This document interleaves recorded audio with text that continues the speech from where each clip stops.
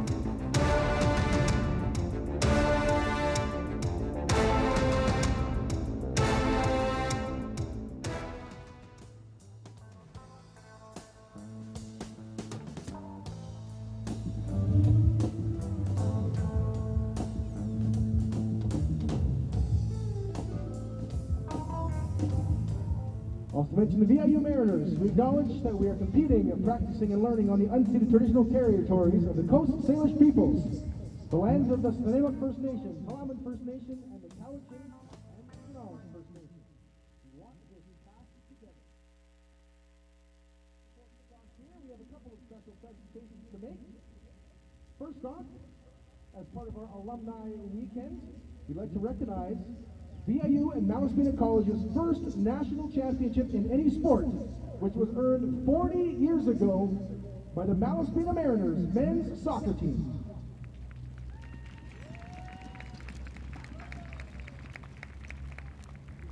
Coached by Les Malvin and Mike Armstrong, the team was known as the Renegades of the BC Conference, had plenty of fun off the pitch and incredibly successful on the pitch.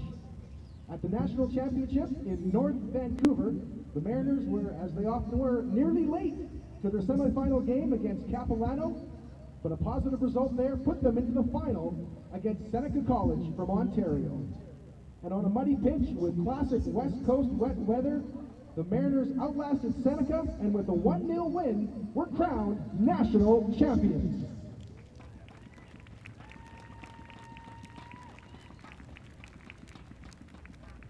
This team has since been inducted to the VIU Mariners Hall of Fame and the Nanaimo Sports Hall of Fame. We'd like to thank a number of the players who have joined us here today for the walkout.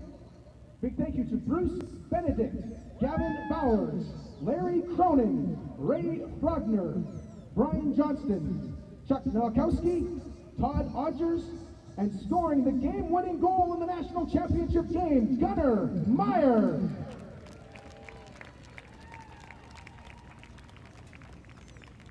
Also a big thank you to the coaches, not with us here today, but an incredible force here at VIU, Les Malvin, and with us today, co-coach Mike Armstrong.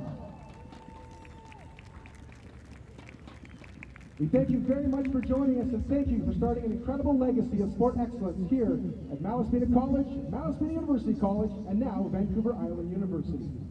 As fans look down, take one look here at the national championship photo for them. And as looking at that, we also ask fans to please rise and remove your headgear for our national anthem, O Canada.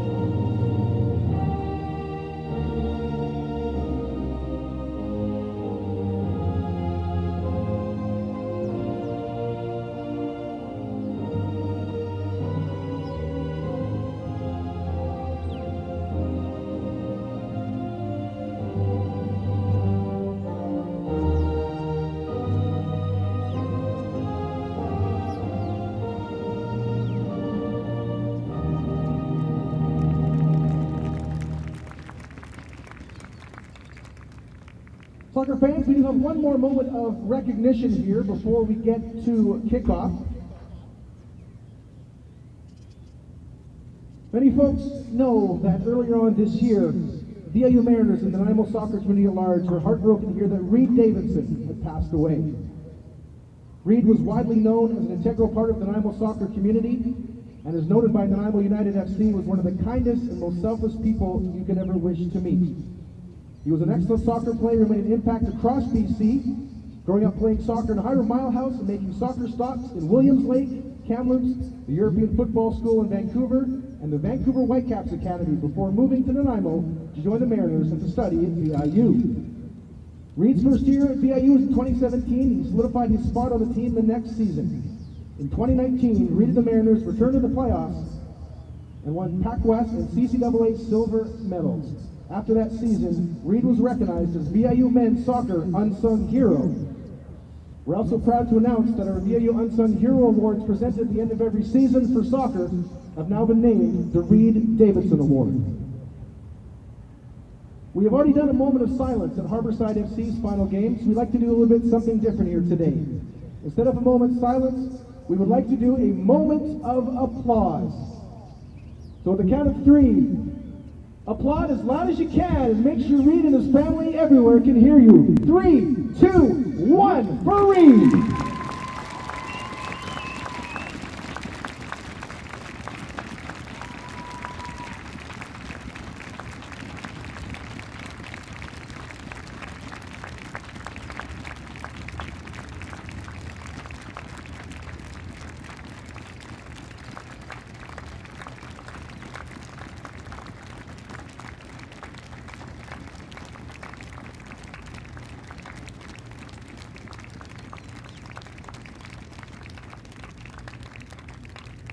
Thank you very much, everyone. Again, our thoughts with the Reed Davidson family and all of his family and friends and his many teammates here in Nanaimo Soccer. And with that, thank you everyone for joining us for our PACWEST Soccer Let's Get Kickoff going here in 2 minutes time. Thank you for joining us for VIU Mariners Soccer here in Nanaimo.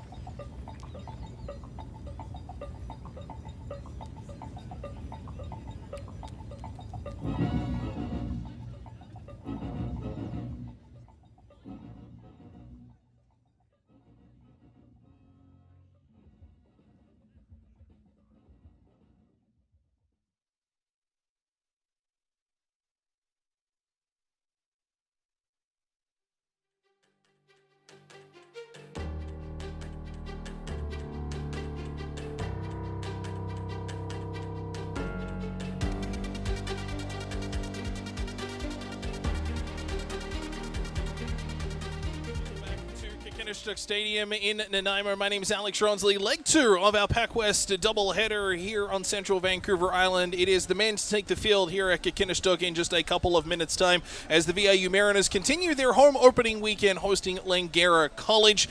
The women falling by a score of 4-1 with the Falcons getting the victory there. The men looking for their second win on the season this year against a team, well, these two teams know each other very well. We'll talk a little bit about that as the game rolls on. The VIU Mariners victorious on the weekend, a 2-1 victory on the road, followed up by a 3-2 loss in Capilano and Douglas College, respectively.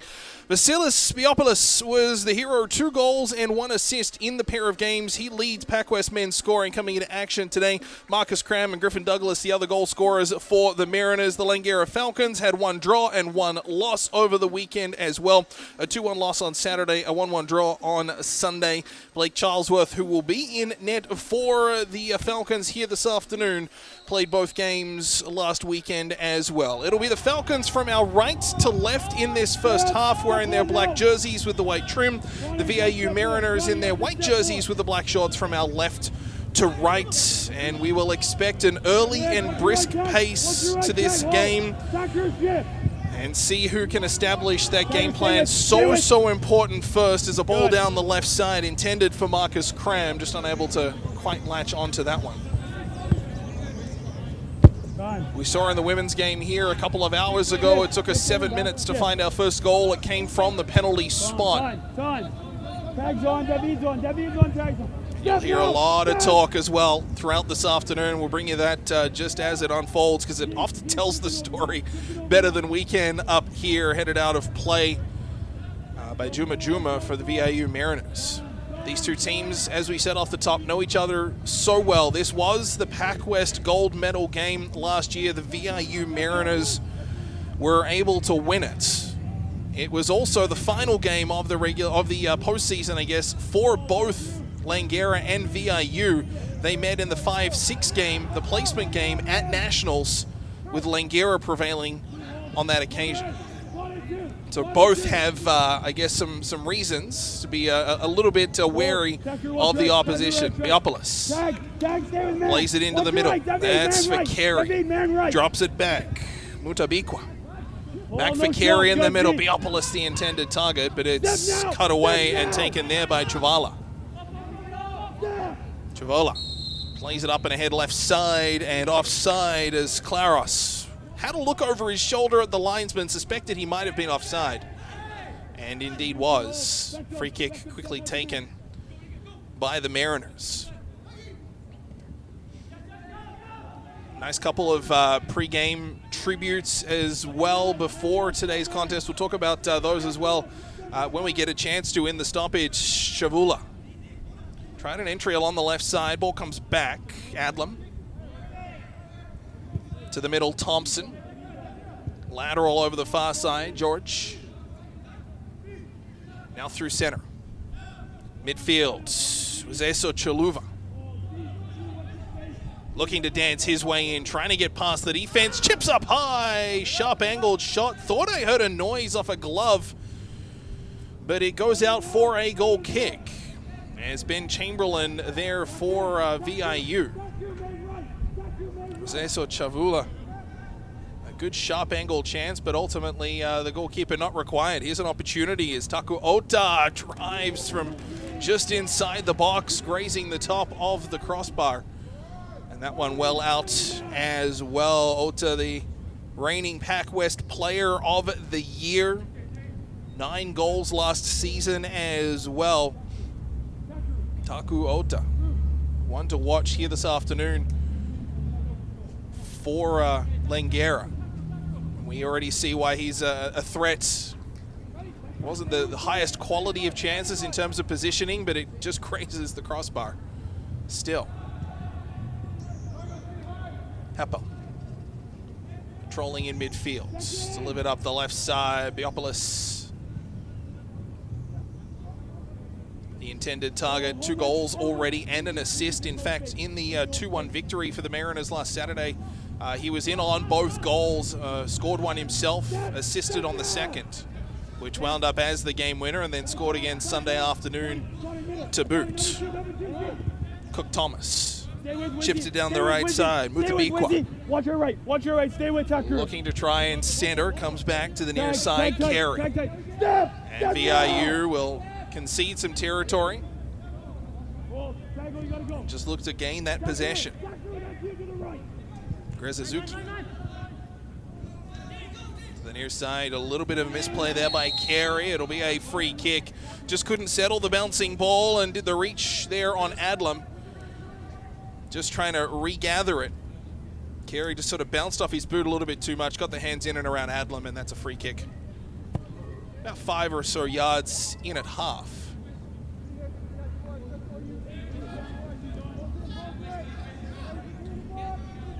Chavula.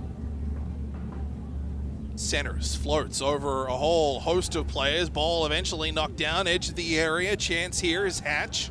Drops it back, fakes on the right, drives on the left.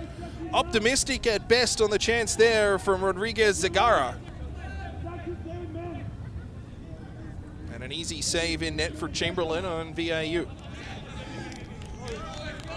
Out for a throw, good early pace in this one. Still scoreless, 6th minute.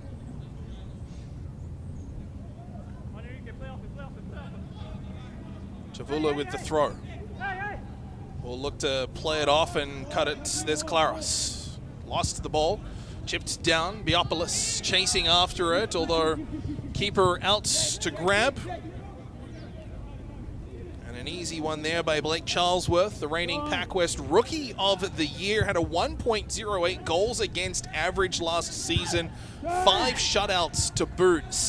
Outstanding for Charlesworth in net for Langara, as they posted a 7-3-2 record to top the regular season last year. A good sliding poke at the ball by Chavula was intended to try and get Nakanishi, but just out of his reach and went over for a throw-in along this near side. Griffin Douglas, 3rd-year VIU Mariner midfielder, playing in his hometown.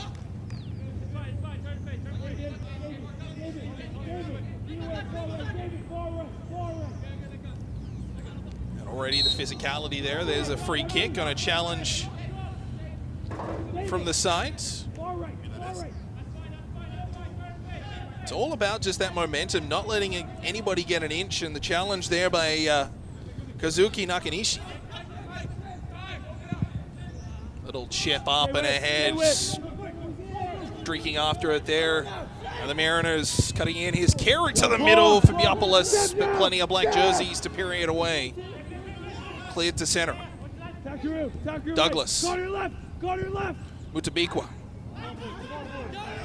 Taken away by Langara.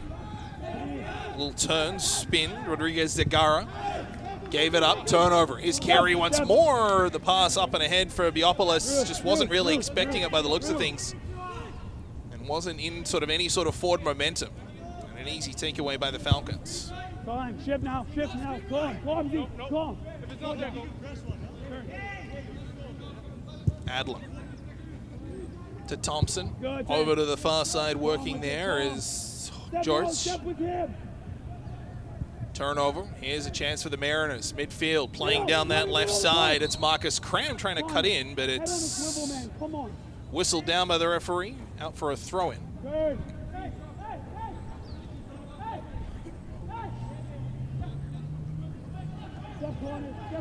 Langara with speed down the right side. Cram tracking down. Ball put towards the middle. First there are VIU players though. Langara haven't had a whole lot of room to move when they've been inside half. His carry. Chips it back. Had to be good there was Cook Thomas. Trying to gather and concedes a free kick. On a battle there with Nakanishi. And it's quickly taken by the Falcons with speed down this left side. Claros. Up and ahead, it's for Chavula. The high cross over everybody, and it'll be Cram to run onto it left side. The lime green boots plays it ahead for Biopolis. Tried to just let it roll with him, but not fooled was the defender. Ball goes out for a throw.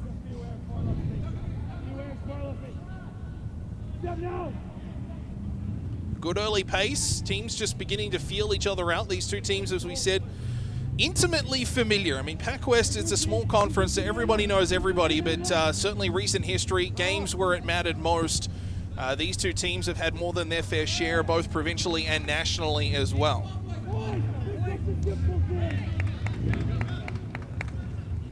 VIU Mariners defending provincial champions, wanting to repeat. Trying to go a few steps further than they did at Nationals, went 1-3 at the national tournament, looking to return here do better than the 6th place finish that they were able to achieve last season at the expense of Langara, who, as we said, beat them in that final game to finish 5th. Still very early in a season. VIU 1-1 so far this year. Langara a loss and a draw early on in the opening weekend.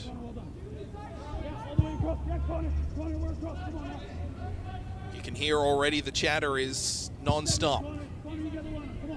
Pitch wide pass to this near side. Chavula had to wait for it to roll. Didn't get the favorable bounce he wanted. Douglas watching him and able to take it away as Chavula tried to nutmeg the defender. And Douglas not fooled. His carry. Back with a little bit of space there. Mutatabikwa, excuse me. Through midfield, the little chip up and ahead offside will be the call, though, as it was Soloduzzi on the receiving end of that pass. Check that, pardon me, Takira Kaku. The little chip and ahead, just half a step ahead of the player, and Kaku just half a step ahead. Ball played up to the middle, just outside the 18-yard box. Trying to open up a shot, and it's a rolling one all the way along the floor. There from Enrique Claros. And an easy save by Chamberlain, able to roll that off to the left. Ball played out left side. Marcus Cram did very well to take that away. And it's a chance here for VIU if they move. Support along the right side. Mutatabikwa drives short side and a great save. Best chance of it so far for the game. All right, come on, boys, come on. And a great save down to his left by Blake Charlesworth. The pass from Cram to Mutatabikwa was inch perfect. Went short side. Looked like it might have been missing. But Charlesworth taking no chances. And he'll parry it away for a corner. And the first opportunity for VIU. Here's another look at it. A good save. Mutatabikwa forcing the best out of the reigning PACWEST Rookie of the Year. David, go. Appel with the corner. David, go. Little stutter step, plays it short. Cram out of the area. Left-footed drive and another save. Still alive as Langara looked to clear, and now here's a counter-attack back the other way for the Falcons. Rodriguez de Gara sprinting down the pitch, feeds it over to the right. The Falcons looking to build a center, but offside, as it'll be whistled down. Just in half a step was Beckham Hatch, and a great counter-attack on a fast break by the Falcons after a couple of excellent chances spawned from that corner. And again, here's a look at that. This is off Marcus Cram, off the short corner, and it was a late reaction. It had to be because of the angle of the shot. Didn't see it, and then here's the offside chance by Beckham Hatch. Was just half a step on that pass ahead by Kazuki Nakanishi. VIU pressing once more. Here's Malcolm Carey right side. Plays it ahead. Matata Bikwa. David, watch your far right. David, far right. Played it to the middle, intended there for Carey, but pass kicked away. Mariners still looking to control. A lot of action along this near side as Malcolm Carey fouled. Check that, pardon me, Griffin Douglas fouled, I should say. David, switch on. Not a whole lot one in this, just I think an arm around the shoulder, just sort of knocking Douglas down, and that'll do it. Griffin Douglas kicks it back. Mariners controlling just inside half. Over to the lime green boots of Marcus Cram. Turns off his left to his right, now hits the overlapping. As it goes to the middle, clearance just past the boots of Cram. He's looked dangerous early, scored a goal last weekend. Did the power of a product. Step now! Mariners controlling his Griffin Douglas. Laid it out to the far side. Cram again around it. Biopolis the intended target, but never got its way there. Has been quiet on the ball so far, has Vasilis Biopolis.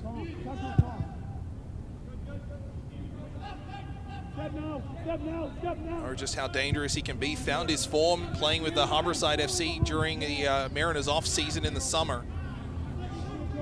Scored a couple with them, and then already has 2 and an assist early in this season. As Cram trying to latch onto a loose ball, but it's cleared away from him. Long feed Chavula as he goes shoulder to shoulder against Griffin Douglas. Ball falls back down. Matata Bikwa plays it back as Mariners down that left side. Here's Cram once more. Centers, pardon me, to Biopolis. Kicks it back, through ball all the way along the pitch. Intended, I believe, for Danny McCaskill. As the Falcons work it back down the right side. Looking on a fast counter break. Langara threatening, plays it to the middle. Nakanishi, excuse me. Plays it to the near side, Chavula. Kicks back along this near for Adlam. Plays it through the middle, Nakanishi looking to cross, hit some legs. Chavula on a second effort won't be able to track that one down, and it will go out for a throw. Kazuki Nakanishi, a second-year midfielder for Langara, has been a constant force so far this afternoon. Still early in this one, 16th minute, scoreless. This was also Chavula as well. He's been all over, threatening, attacking, and again, those wingbacks activating. We saw it. We see it a lot with VIU teams. Saw it during the offseason with Harborside, which has such strong VIU influence as well. Here's Chavula centering just outside edge of the area, and a long drive there. Taku Ota on the receiving end there of a really good pass, drilled it to net, but good team defense able to clear that away. And out to midfield, and VIU will get a throw in from it. Connor, shift across a little 10 bit. yards inside half. Shift across a little bit. Douglas will take the throw.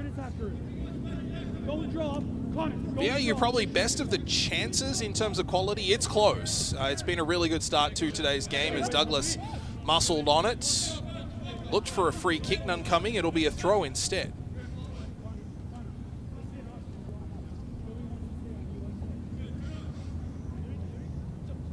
Adler on the throw for Langara. Lays it up long and down the line, is trying to drag it with him, Enrique Claros. He's out muscled to the ball and chipped up the line. Well kept in there by VIU as Matata Bikwa did a very good job. Biopolis, first touch let him down on that one as it's taken away here by the Falcons. Rodriguez Zegara dancing his way through midfield. Little give and go as Falcons trying to get some sort of look to goal. Claros kicks it out near sides. Adlam. Back to Zegara. Now to Adlam. It'll give Claros. Rodriguez Zegara. Just control possession right now for the Falcons. Adlam's delivery there let him down. Immediately apologizing up the field to Beckham Hatch, trying to connect with him, but the pass from Adlam just well off the mark. But good sustained pressure just inside half. Just trying to see what cracks open up in a VIU defense, which so far has, I mean, it's conceded 4 goals in 2 games. It is very, very early, however. 3 of those coming in a single outing. And a free kick just outside the penalty area. Working his way in there. Trying to dance his way in. That is Taku Ota. That is not a guy you want to allow that kind of access into the 18-yard box, and just on the fringe of it. Getting a boot in there was Kwasin Cook-Thomas. So Ben Chamberlain marshalling the wall, making sure it's exactly where he wants it to be.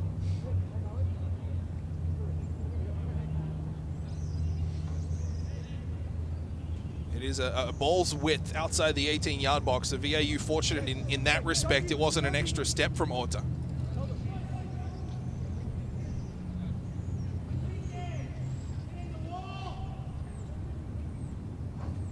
Three around it for the Falcons. We'll see who takes it. It's almost a secondary wall in front. The step over, here's a chance. Long drive and a save there by Chamberlain. It was a well-taken free kick. They set it up nicely. Here's another look at it. The step over initially there by Zegara and then drilled to net, but a better save by Chamberlain. Able to parry that away, and it'll be a a corner, I should say. And an early outstretched save by the 6'4" Comox-born netminder Ben Chamberlain in his 5th year.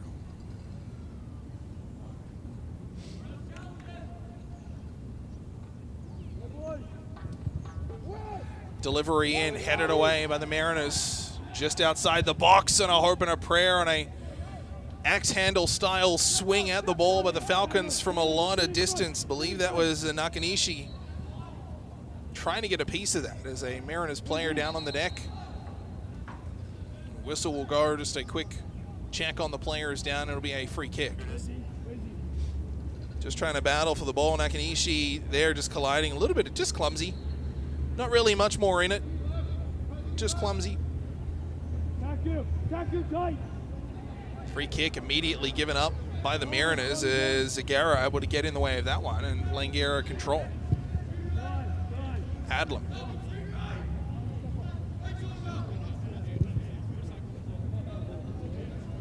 Falcons just looking to try and press, and again, just seeing what opens up in what's been a pretty rigid game defensively so far for the Mariners. Is a play from Douglas, inadvertently gives the ball up, tracking his way through there is Ota. Kicks it back, long way out, Zegara, thought about a shot, unloads it quickly to Claros. He's working outside the area. Claros shoulder to shoulder with his man, and the Mariners able to work that up the sideline and out for a throw. Shoulder to shoulder, McCaskill was playing the defensive role as well. Just good, hard effort play there as McCaskill got the first little touch on it and then followed it up with a little second poke up the touchline to get some distance.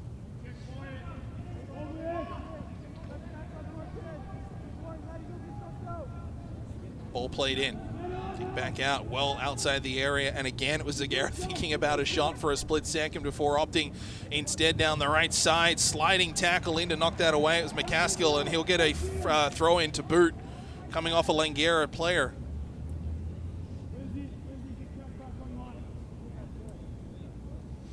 Danny McCaskill into the Mariners lineup, first year, originally from Scotland, throwing his body at that one in a well-executed tackle.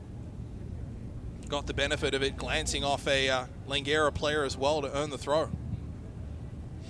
Cram trying to get a ball. It's bouncing, not much control. Finally, the Falcons will take it away. Here's Ota from distance, a little chip in ahead intended for Chavula, but it's well out of reach.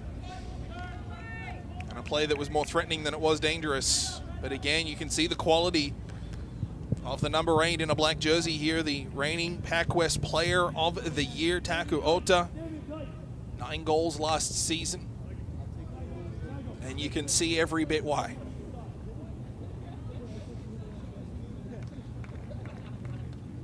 Talked about it a little bit in the women's game. Weather really not a factor here this afternoon. 23, 24 degrees. We've got some pretty good cloud cover.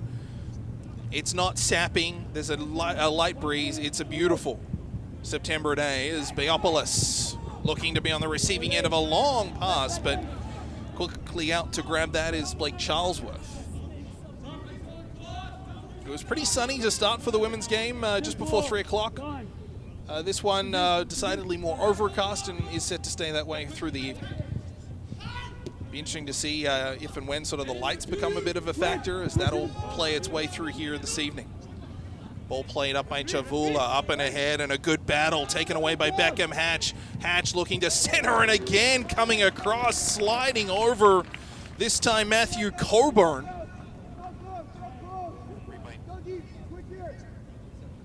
Sliding from seemingly nowhere, just takes a big chunk of the ball with him, and an absolute clean tackle inside the area and able to go out for a corner.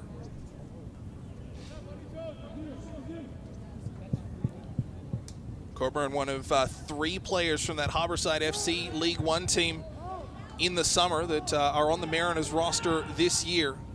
Well short of the women's complement in terms of players who played together in the off-season on that Harborside program, but still a lot of players who have been in this shirt, in this jersey, in this position before. And the VIU Mariners looking to, as we said, execute a couple of extra steps this year than they did last. Here's another look at that slide from Coburn, and that is just textbook. Ended up coming off his knees, I think, but didn't even get a piece of the player, knocks the ball away. Take that every day. Beopoulos, the little give and go. Here's Vasilis Beopoulos, chips it out to the left side. Cram looking to center. It comes off a Langara boot and right in, and that's a good rush down the pitch by the VIU Mariners. A couple of boys with Powell River connections as well in Cram and Beopoulos. Comes out here this near side, and Adlam. Thompson.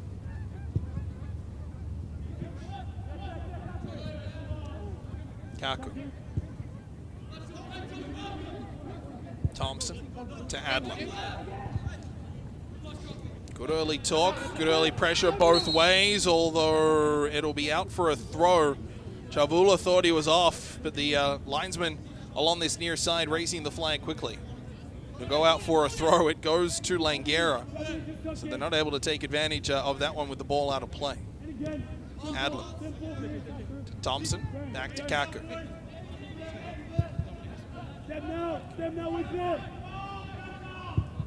Delivery down the right side now, trying to turn the VIU defenders. Coburn will make no mistake. McCaskill there to help out as well. Punting that ball effectively into the parking lot and out for a corner. In fact, not effectively into the parking lot, literally into the parking lot.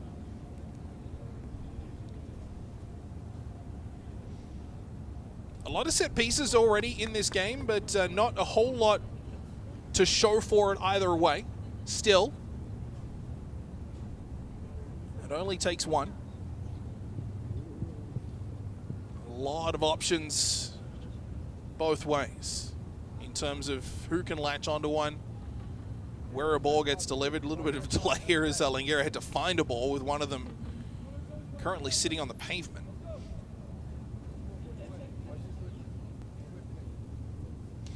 Cesar Chavula along that far side will deliver the corner. All the way along the pitch. It bypassed a couple of players. I thought initially that was a misstrike, but the way that Langara played that out, it actually looked pretty good. It bypassed a couple of players intentionally and then ultimately led to a pretty good chance, which was blocked in the 18-yard line. Griffin Douglas with the throw.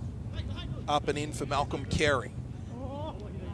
Plays it to the middle, trying to pinch down and get a hold of that one was Cook Thomas, but it's slid back down to the goalkeeper by Langara, and Chamberlain will hold on.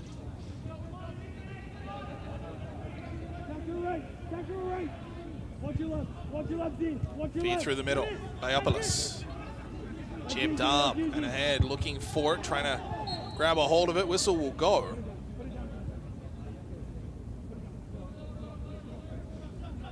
Goalkeeper will come up, take a free kick. Langara trying to catch the Mariners napping here as it's delivered down long. Here's Hatch. Has support. Not a whole lot of avenues to get the ball to the support though. Hatch creates one, delivers to the middle, but it's headed away by the Mariners. McCaskill getting the final touch on it. Eventually falls nicely to Happel and then cleared all the way out. Biopolis at midfield. Langara reload. Adlam. Near side here is Ota. Little turn and go and a run. Streaking along this near side, it's Shimada. To Ota.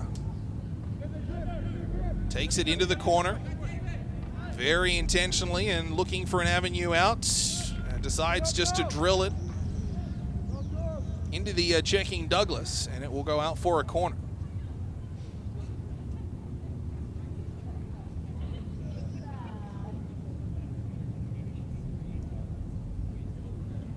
Taku Ota.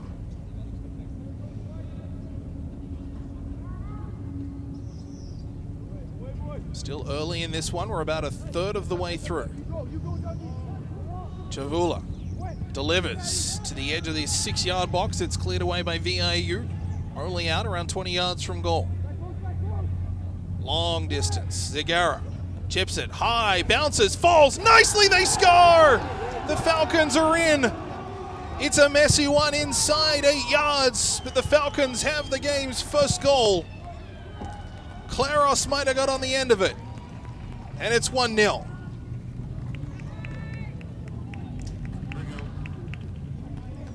Delivered in there, and it indeed is Enrique Claros,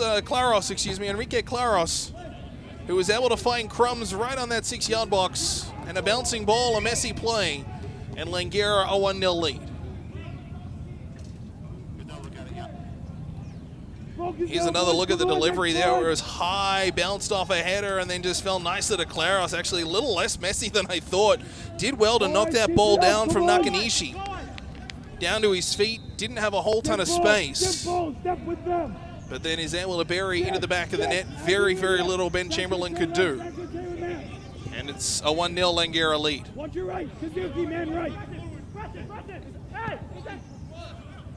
Lots of time to work, 30th minute.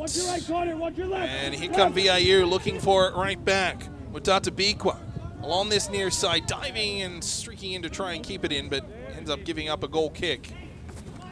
Desperation play along this near side. Number 9, Enrique Claros. And it is Enrique Claros, the striker in his 3rd year of eligibility.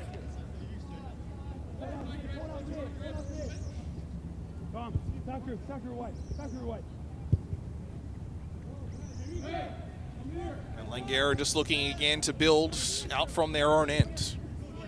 Thompson. Try it. Adlam back to Thompson.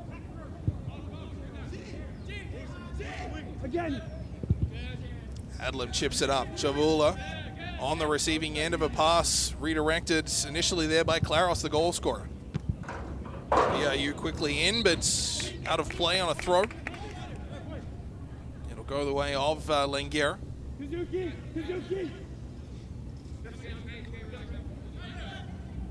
Claros. Knocked down. Ota, the little give. Didn't get it back on the goal. Claros takes it, delivers up to Chavula, but he was closely guarded and taken away by VIU, trying to get it to Biopolis. Just can't quite connect on it with him so far. The lone option at the moment up front for VIU.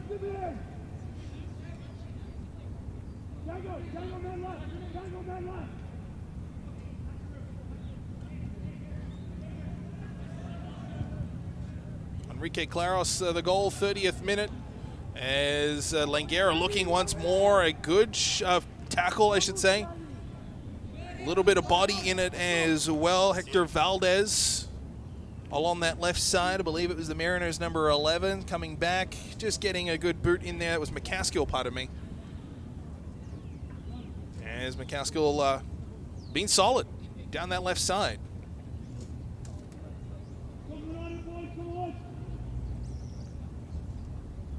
Chavula with the delivery on the corner.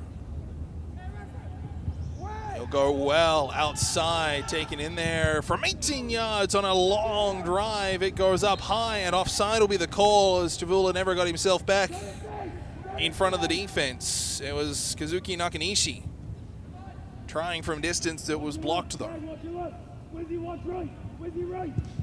Biopolis gives back. McCaskill around it. Kicks back along this near side. Gruzuki.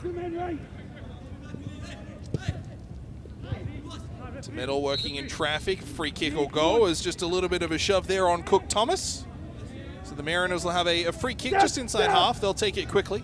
Hold Wizzy. David, step on man.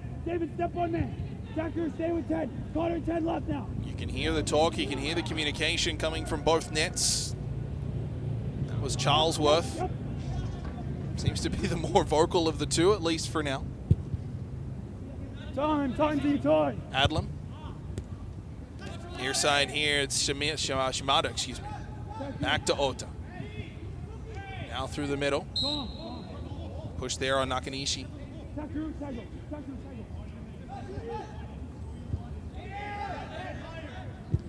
Langara just keen to work that back four. We're seeing sort of more possession on their back four than perhaps with the Mariners.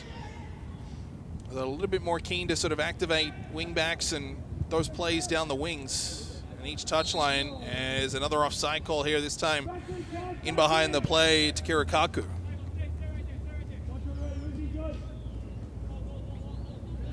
Check that Shimada, excuse me.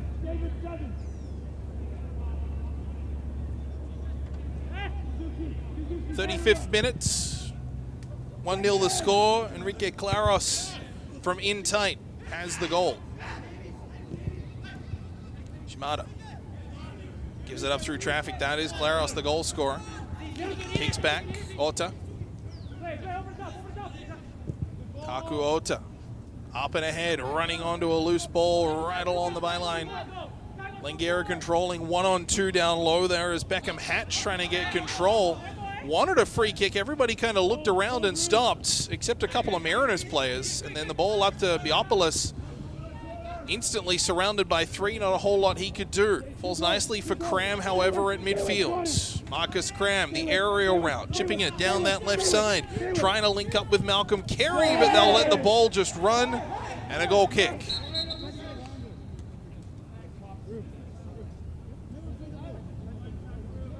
Here it is. Referee just calming players down a little bit, says a little bit of shirt grabbing both sides. Carey for the Mariners. Both, I think, looking for a free kick, both arms around, but ball eventually just goes out for a goal kick.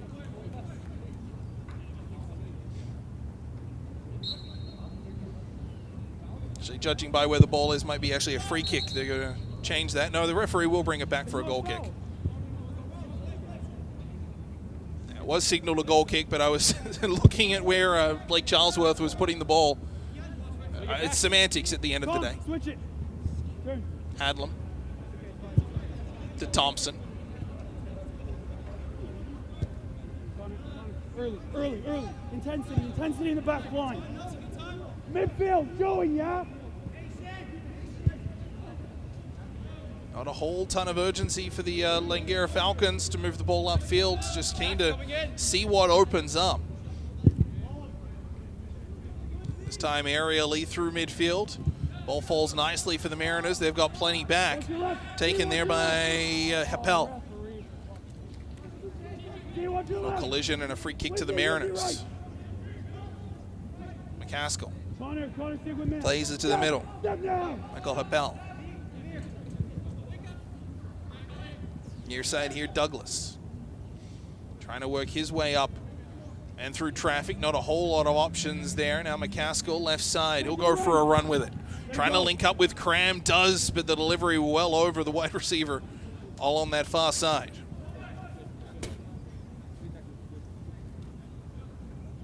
Not much Marcus Cram able to do on that one.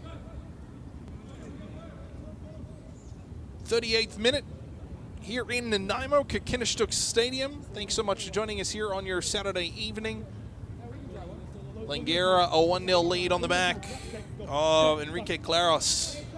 His goal about a third of the way through this one.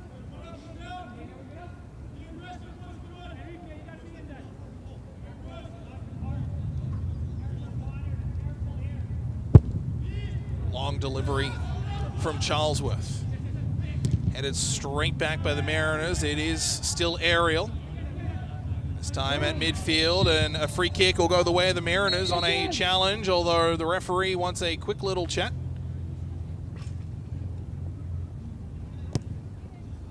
VIU were trying to get a quick play there, but the referee wanted to have a chat there with Kazuki Nakanishi. So it'll allow Langara back to get in position as just shoulder to shoulder and an aerial challenge there. It was Ota and then ahead to Nakanishi. On the challenge there from Malcolm Carey. Here's Appel. Delivery let him down. Ball comes back and it'll be a handball free kick. Simple. Comment. Zeke. No, Just a little stop-start through this section of our first half. Langara a 1-0 lead.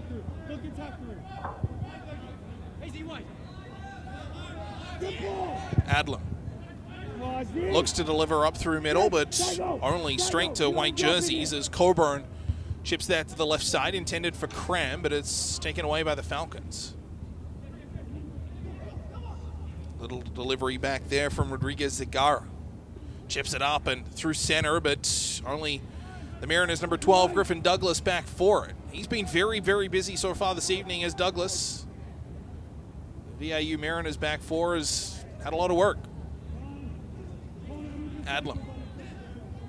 Near side here, trying to turn and get something going there is Shimada, and it's a throw-in. Langara will get the benefit of the doubt on the 50-50 ball, all on the near touchline. Shimada tried to get things going quickly, but will drop it back off to Adlam. Adlam trying to work his way through traffic. Shimada kept it in for a second. It'll go out for a throw. You'd argue that the Langara Falcons have been much better activating their striking options. Going with, Claros. And then a second threat up front as well. Beckham Hatch has been very, very active and present. VIU's just struggled to really get Viopolis into the game. A lot of his touches have been just either side of half, not in that final third, which is where you want your striker coming in. Mariners take that away. It's just a little bit of an overplay off the ball, though, by Douglas. It'll go out for a Langara throw. No questioning talent there of Viopolis. He was sensational for Harborside through the summer. Already had a great start to this year as well with VIU. Just one of those players that threatens and threatens and threatens as it'll go out for a corner. Capable of just about anything anywhere, but you certainly want your target man to be touching the ball in that final third and less at that midfield way, and that's kind of where Viopolis has had to get most of his possession so far.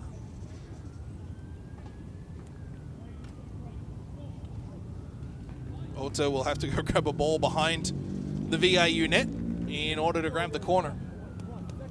perfect night for soccer here in Nanaimo. Lights not on yet, but we can expect them to kind of start making a bit of an impact shortly.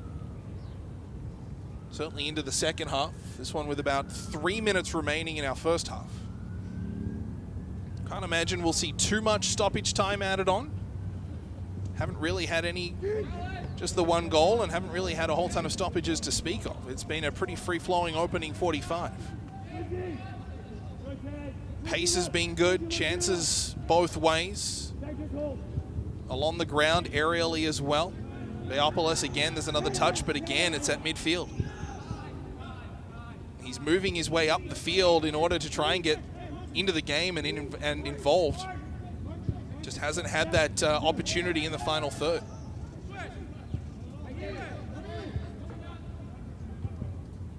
Marcus Cram probably being the best of the bunch for the Mariners offensively here this afternoon.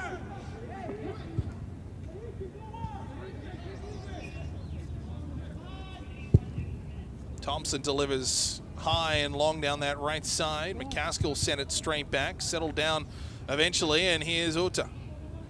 Chavula along the left wants it, he'll get it now. Chavula, edge of the area, sliced off the ball though nicely by Douglas. As the ball shoots to this near side, cleared down the white line there by Cook Thomas, and back out to midfield. At middle, Zagara. Chips it up and ahead, but well out of the reach of everybody. Griffin Douglas will be back for it. Allow it to go out for a goal kick.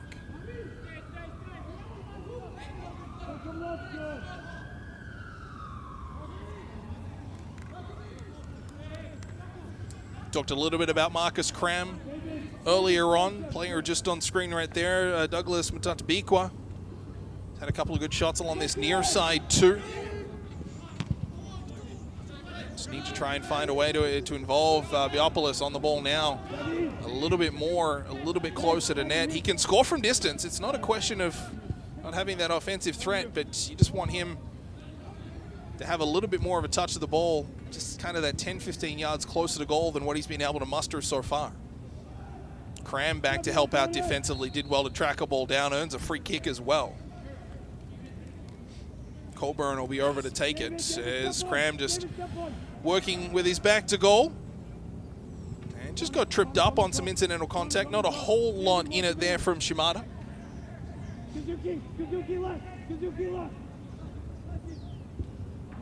Ball along that far side cut off, and it'll be another throw for VIU.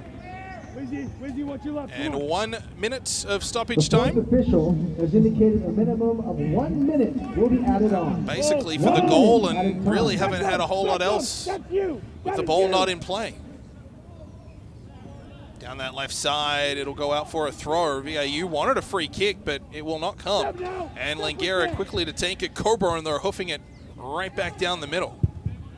Returning serve, the Falcons through Thompson. Ball sits at midfield. Here's Alta with an open field in front of him. Feeds left side. Chavula, edge of the area, delivers to the 6-yard box. It's bouncing, and it's all white jerseys. And VIU get away with one there. As a dangerous play, Alta through center. Chavula near side, and ultimately doesn't really amount to much. But the Mariners allowing two very good players some time and space late in this first half. Chavula down the left side, looked to center. The intended target was Beckham Hatch, who's been everywhere in this opening 45 minutes, but ultimately cleared away and diffused by the Mariners. Referee just had a look at the watch, has another glance now, and that will do it.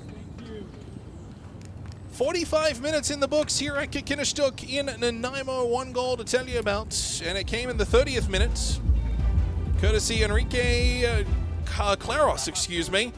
And his goal separates the teams through our first half. We'll take a short timeout. We'll come back second half action in a moment from Kikinishtuk Stadium in Nanaimo.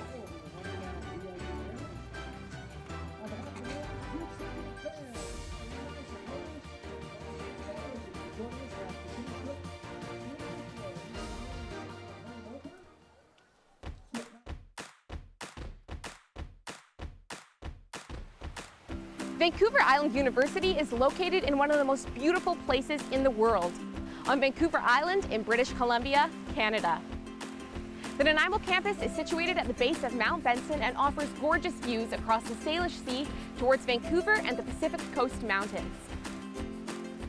VIU offers more than 120 programs, from upgrading courses to bachelor's degrees, from trades training to master's degrees. We want you to know that there's a place here for you. To help make this a reality, VIU offers more than $3.5 million annually in student scholarships, bursaries, and awards. And our class sizes are small enough for instructors to get to know you and interact with you regularly.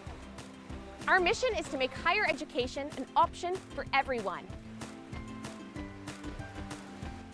Being in one of the most incredible places on the planet is just a bonus.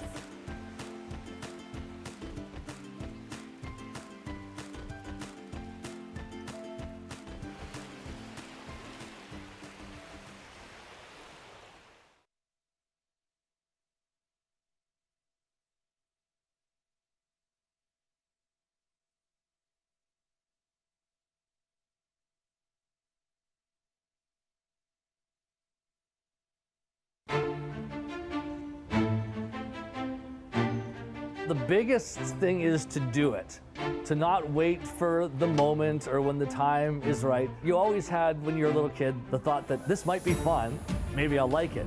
And then as I started to do it, it was more fun and I liked it more. You're not grinding away at a job you don't like, just working for the dollars and cents involved. You're doing something that, quite honestly, you would like to do anyway, even if there wasn't any pay for it. So to have that dream come true, to be able to work in two sports that dovetail each other so perfectly, I'm in an arena almost every month of the year. It's a fantastic tradition to be a part of, and it is special. Hansen moving ahead, looking towards the net. Johansson trying to swim through the shot. Bowden trying to stop it, and it leaks behind him for a goal. Beautiful play there. I don't think I ever realized that it was something that could be a career. I always enjoyed it. I was a bit of a ham. I had a problem with my feet that was going to allow me to not ever skate. So I knew I was never going to play ice hockey. 3, 2, 1. So I fell in love with road hockey and played road hockey hours and hours growing up. I was always talking through it, announcing for myself and my friends, announcing table hockey games, road hockey games. Just always did it for fun. And I always felt I was pretty good at it. My friends always enjoyed when I would do it. Puts it on goal, Brasso scores on the rebound! But as I started to think in grade 11 and 12, what comes next? There wasn't anything specific about how to be a play-by-play announcer. But I had an instructor who I knew was sports-minded, and I said, I really want to try and develop this skill. What can I do? And he gave great advice, which is just go and do it.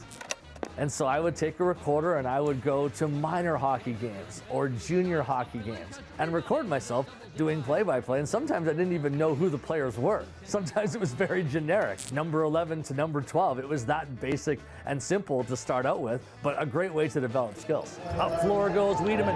And I'm looking for another transition tally. Wiedemann shoots, scores in the top corner, Adam Wiedemann. At the very beginning of internet online broadcasting, I was able to do some lacrosse games that people would listen to and comment on. Zach Mans bringing up the offense. That was where I really started to do full games of commentary. Knows the double team is coming, put it in front for Zach Mans. A shot, a great stop by Bowden. The first time I was legitimately doing hockey play-by-play in 2000. Hugh Larkin over the line right side, driving to the goal, centering pass, they score! What a rush by Larkin. I got hired to be the voice of the Penticton Panthers. I'm thankful that Penticton was really, really desperate because they took a chance hiring me with literally a homemade demo tape that on the label had me writing on it in felt pen. Brasso's got two guys on him, but he got it loose for Yanni Caldas in close, trying to jam play, then a shot by Brasso scores! Devin Brasso, lucky number 13 on the year. Had no idea what I was getting into, but within a month, I was on the radio in Penticton announcing my first ever hockey game for real. I was incredibly nervous. There's a centering pass, a chance all over the front, they score! Larkin! 3-0 Cowichan. I had a little bit of an aptitude for it. I could tell that right away. If I could just develop some skills and get over being nervous, I thought it might work. Rempel at the blue line, cutting right. Stick handling, great move, walks in, Reppel puts it on goal, Brasso scores on the rebound. Hockey's a little bit tougher when it comes to the keeping up because it's a bit scrambly and the puck is going from team to team and stick to stick. Coming through center, but he couldn't take the puck away from Gavin Gould to the Clipper line. Hookinson belted him down. Whereas lacrosse, it's more fluid.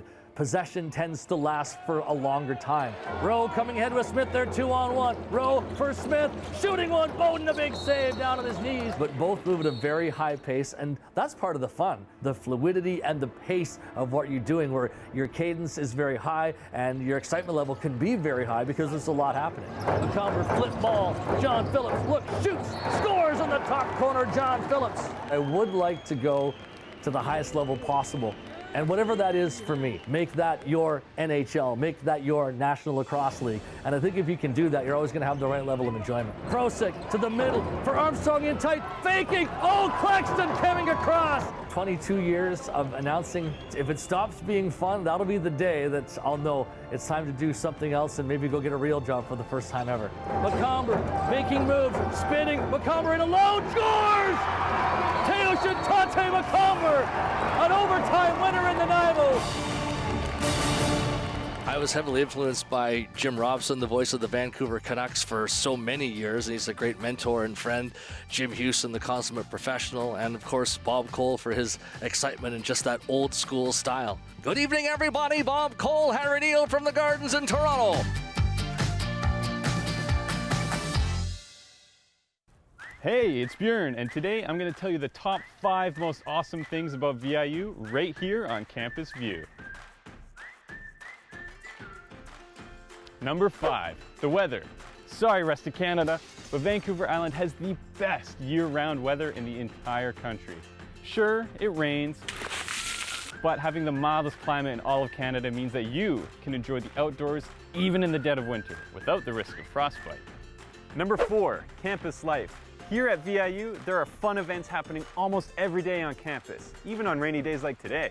From hikes, live music, intramural sports, free movies, and so much more, you're bound to find something you enjoy. You can also join one of the many student clubs which cover almost every interest imaginable. Is there an art club? Yes. How about gaming clubs? Yes. Nursing clubs? Yes. Ooh, what about? Yes. Number 3, working on campus. There's plenty of job opportunities here at VIU, including student work ops like I do here on Campus View. Or you can get another job. Bjorn, you're 20 minutes late. I'm doing a thing. Number 2, small classroom sizes. Having small classes at VIU means you can develop stronger relationships with your peers and your professors. That's my favorite student. Hey, Robin. Cut.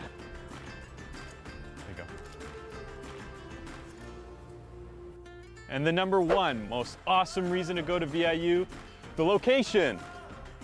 VIU is just minutes away from towering mountains, the wide open ocean, lush rainforests, lakes, rivers, and so much more. So that's just 5 awesome reasons to go to VIU. What are some of your favorites? Let us know, and we'll see you next time on Campus View.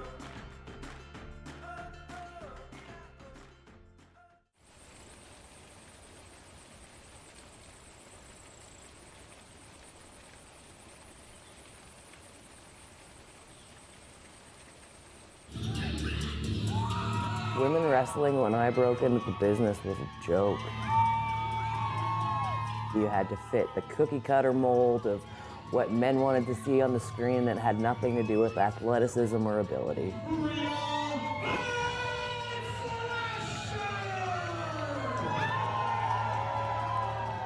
It was really taboo that I wrestled dudes. But I'm bigger than the man, so what's the issue? Out of the corner. Oh! High risk is right. Oh my goodness! By his ears. Oh! Let's be real. Wrestling is entertainment.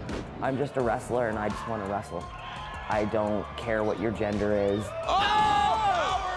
But I also care when people get upset that it's man versus a woman, because I feel like I fought for that right.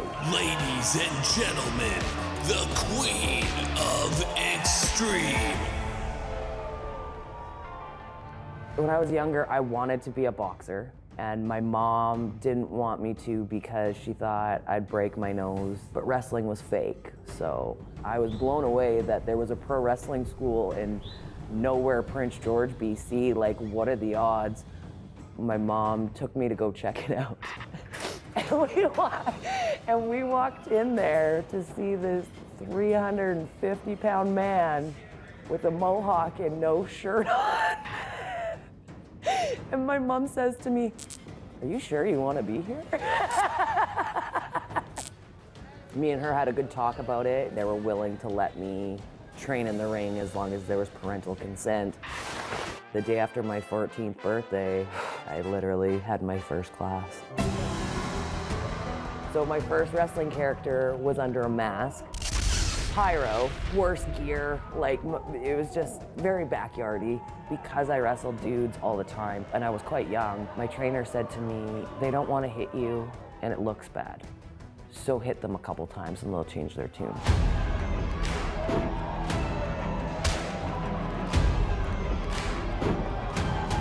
When I hit people, it's pretty solid.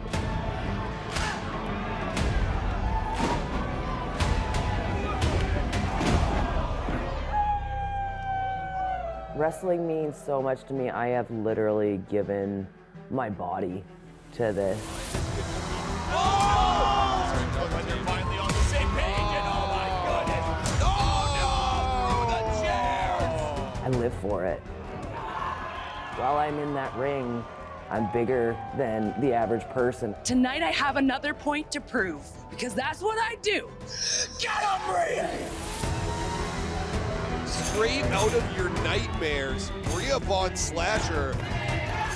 When a crowd is chanting your name and is so invested in what you're doing or really wants you to get up or really wants you to fight back, you feed off of that. And is she thinking, Hurricane Rana from the top? Without wrestling, I'm just your average person working a normal job, and I never wanted that for myself. I struggled with mental illness. It became a therapy for me, and there was times where I can honestly say wrestling saved my life.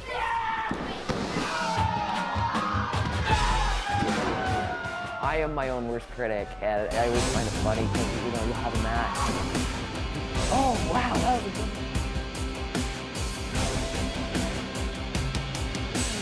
Back inside Kakinishtuk Stadium here. My name is Alex Ronsley. A few minutes away from second half action here of PACWEST men's soccer. Home opening weekend for the VIU Mariners as they take on the Langara Falcons. Let's have a look at some of that first half action. It was a physical style of play as well, both ways. Good challenges. Nothing overly dirty, nothing overly dangerous. Just, you know, your standard challenges. And really both teams saying to the other, there's not really too many inches to give out there. A good couple of shoulders here and there, and really that was the state of the game both ways. VIU gave as good as they got. Langara did the exact same thing as well. We had a fair share of chances as well. Chavula there, a chance just high and wide from the Falcons. And ultimately, here's probably VIU's best opportunity of the half. It was Matuta Bikwa down the right side. Ended up generating a corner. Marcus Cram had another good chance as well. That was right after. And here is the goal. This is what separates us after 45 minutes. Enrique Claros able to settle down. Initially called it as a bit messy, but you can see on the replay there from our end camera that it was a pretty nice play from the number 9 in black. As Enrique Claros able to net a goal here in our first half and make it a 1-0 scoreline. That's where we are now as we head into our second half. VIU moving from our right to left in their white jerseys with the black and white shorts. The Langara Falcons from our left to right in their black jerseys with the white trim. A little bit of orange in there as well for good measure. There's Claros all on the ball on this near side. The biggest difference, and we'll talk about that in a second, here's Shimada trying to send one in towards attacking territory, but Chamberlain out to grab it. Biggest difference through 45 minutes really was the activation of the strikers inside the final third. Langara did a much, much better job of activating and getting Beckham Hatch and Enrique Claros into the game than VIU did with Vasilis Biopoulos. A lot of Biopolis' touches were very much in that middle third, kind of 10 yards either side of halfway. Didn't have a whole lot in that final third, so we'll see sort of what, how, if anything, changes through our play here in this second half. Marcus Cram probably the best offensively for VIU in that opening 45. Still a filling out period here in the second half as the Mariners trying to get on the board. They won 2-1 on Saturday last weekend, fell 3-2 on Sunday, both games on the road against Capilano and Douglas, and then of course have Langara for a pair at home here this weekend on the Vancouver Island doubleheader. Cram, McCaskill, back to Coburn. A little bit of pressure from behind as the Falcons did make one change. Amin Sumadin goes in up front. He is a big presence. He came here as part of League One BC action against the upset Harborside squad. Very, very big presence up front. He is partnering on what looks to be a relatively standard 4-4-2 formation for the Falcons with Claros up front. So Hatch heading off in a halftime substitution. Haven't spotted anything overt in terms of a change for the Mariners, but as always, we'll keep a lookout as it rolls on. The halftime substitutes are often done rather sneakily for us up here, so it can be tough to kind of get a read on who comes off, who comes on when they're done in the dressing room. Out for a throw-in for the Mariners along that far side. We're talking physicality in the first half, just continuing there, and a little bit of a spill along that far wall.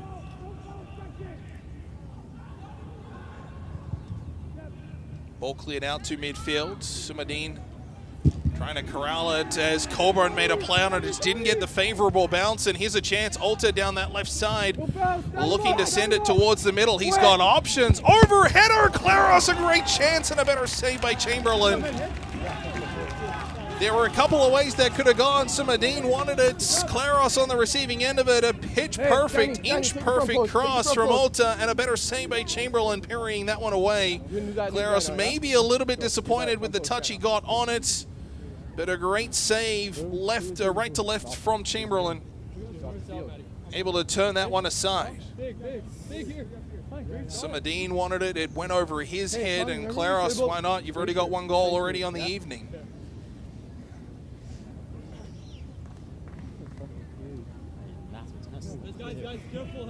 Corner coming here to Langara. Falcons lead by a score of 1-0. Ota just presenting a near option.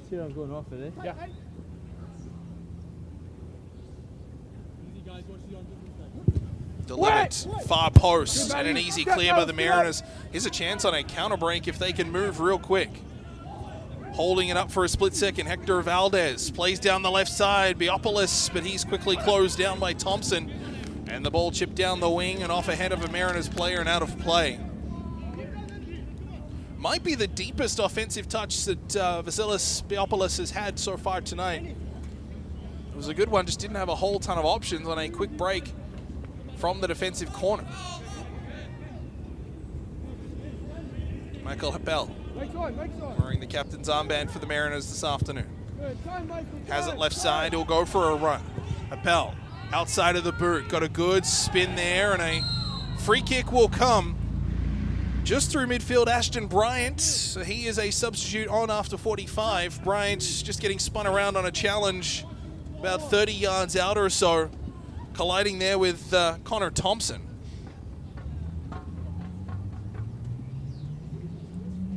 Thompson just trying to get back into position. Bryant's making a play at it, and that is a free kick any day. Happel.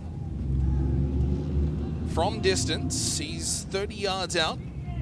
Looks like we'll be thinking more cross than shot, but an opportunity for the Mariners here. Picked out the 9-iron to the outside. Looks to try and center, but all black jerseys on the rebound out, and here comes Langara. Sumadin looked to play down the right side to Ota, but it's a good pinch up by McCaskill, who read the play well. Danny McCaskill back down this left side. A little chip and an overlap. Biopolis, delivery let him down through the middle. Ball comes back out to midfield. Appel has some options down the left side again. McCaskill looks, crosses, deep. Oh, McCaskill nearly put it in. Danny McCaskill tried to roll that 3 feet of the cup and nearly hold out. Just a floater down this left side, part cross, part shot, and didn't miss by much.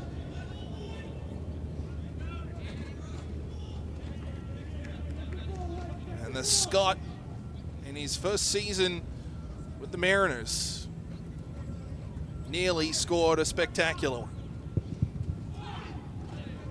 It wasn't like the goalkeeper, Blake Charlesworth, off his line too far either. Charlesworth's positioning looked good. Just an optimistic play, which very nearly turned out from McCaskill.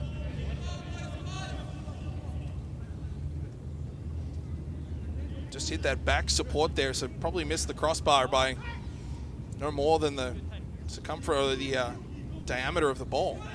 McCaskill just tried to overplay, got clipped there. Tried to play the ball kind of back behind one leg and just got a click there from Shimada.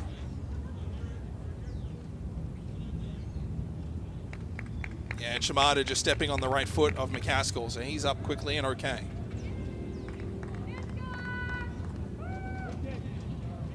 And McCaskill, that play is evening over for now. McCaskill off. Number 14, Ashton Bryant. So Ashton Bryant is wearing number 14, pardon me. Grayson Chalafu was 20 before. Just a quick change up in numbers there. As it's delivered by the Mariners. Loose header, just wide. Chalafu so very nearly getting the Mariners on the board. It just fell nicely. It was a header from about 16 yards and just wide. It would have found corner as well. Great chance by Grayson Chalafu. Here's another look at it. Just harmless little clearance, fell nicely there, and Chalafu just probably a foot or two wide, if that. Free kick will come against the Mariners as two very, very, very big bodies collide there. 6'3". I think that's probably not doing him much justice. Matthew Coburn, a solid 6'3" as well on a central defense, and then Amin Somadine, who is certainly through League One, watching all the teams in League One last year, or this past summer, I should say. Arguably one of the bigger strikers, if not the biggest. Certainly imposing. Not only got height, but he's got the mass behind, strong as well. So it's a complete package for Langara and their number 25. Coburn trying to clear, just overplayed a little bit. Sharp angled shot and they score. Coburn just overplayed it along that far side, got caught, and Langara double the lead. From a sharp angle, it is 2-0. Chavula trying to settle it down, eventually does, drags it with him and buries far side. Take a look at this one. He beat a couple and then able to bury, and very little Chamberlain can do, and the Mariners find themselves down 2-0.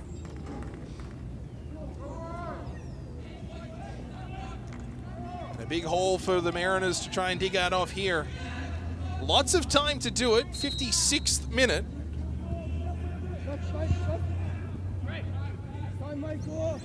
But Weseso Chavula, the second year Langara Falcon, has the 2-0 goal. Ashton Bryant near side. Kicks it back to Coburn. Through the middle and challenge Sumadine from behind. Clumsy.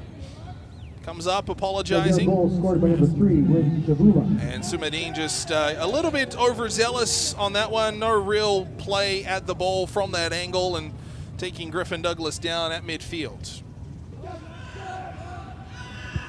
can see the lights coming into effect here. Players beginning to get that foreshadow around them. They're powered on probably for the last 15 or 20 minutes or so. Pass down the left side, intended for Cram, out of the reach.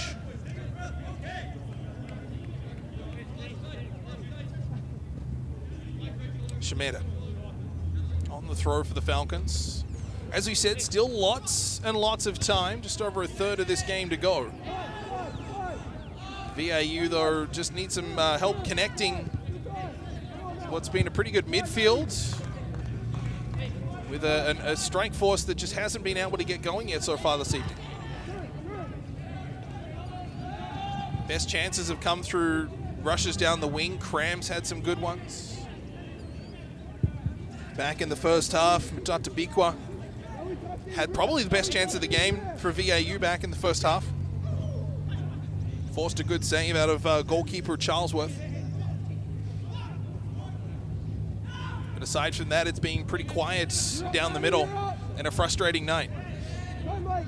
Appel working his way through midfield. Kicks out along this near side, taken there by Bryant. Looking for an option, doesn't really have a whole ton. Little give and go with Cook Thomas. Here's Bryant back with it. Trying to find in through the middle. Gets a streaking player. Kicks it back to midfield. It was Douglas who had it for a second. It's played over to the far side as still being kept to the outside are the Mariners. Chalafu. Best chance of the second half probably off his header, which went just wide about 5 minutes ago. Langara taken into the corner. Chalafu comes in. Kicks it out of play. Tried to get the favorable bounce off of Falcon's leg, but never came. A throw-in will come just above the goal flag, the corner flag, I should say.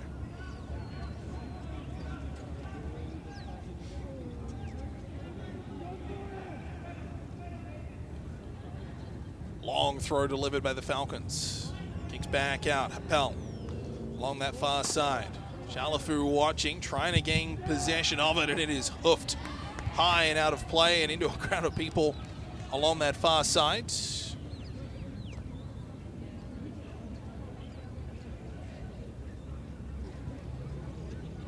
Throw-in will come all the way back down in front of the VIU area.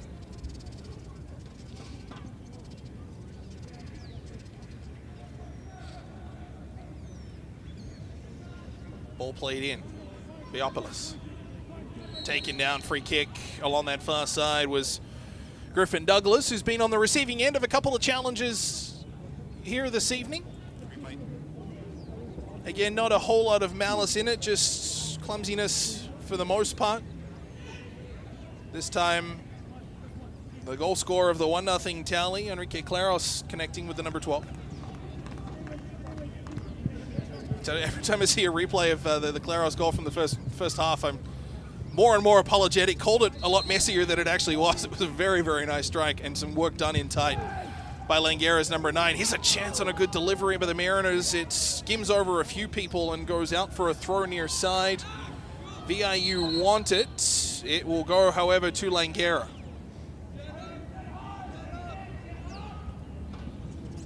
I will say this much, and we've talked about it a couple of times, both in the women's game earlier and in the men's game tonight. The microphones which are behind the nets. And I don't think I've heard one single word tonight. Even after the goals, I was hearing it in my headset. I don't think I've heard a bad word tonight. And I'll give credit to both the players, and I'll give credit to the crew as well, in case they are catching anything. But I'll give them credit, because certainly I was listening for something after that the 2-0 goal, and I didn't hear anything.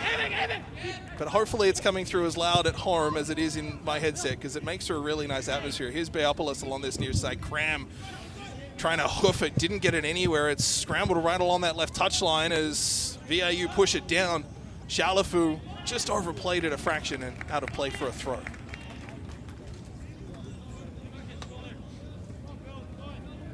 Lights in full effect here at Kinnistuk Stadium in Nanaimo. Throwing down the left side, Ashton Bryant. Chip in towards the middle. It falls nicely for Cram. Big body is Marcus Cram, and he's been very, very good. His Biopolis, probably best touch so far in the game. Got it back on a little back heel there from Hapel, and the pass overall on that far side for Shalafu just couldn't quite connect. And there's probably the deepest touch of the game for Biopolis, coming about 25 or so yards out. Sumadine on that far side. He's there with Colburn as the two big bodies go at it once more. Sumadine working his way into the area. Colburn is around it as well. Delivery to the penalty spot, but it was out of the reach of Enrique Claros, who couldn't connect for his second. Into the corner it goes. Cram just off his back heel, inadvertently out of play for a throw. Good chance down that left side. Sumadine centering, just probably 2 steps ahead of Claros, who couldn't quite get there, as it rolled more or less over the penalty spot. Strong your right, let's go. Coming, Matt, front him. Front him, Matt. Switch, front him. Watch the flick, go.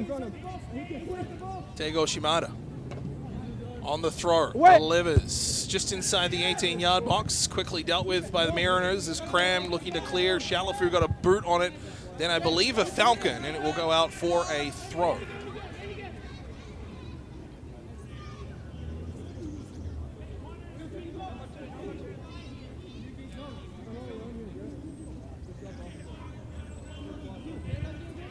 Don't switch off second ball, boys. Don't switch off seconds.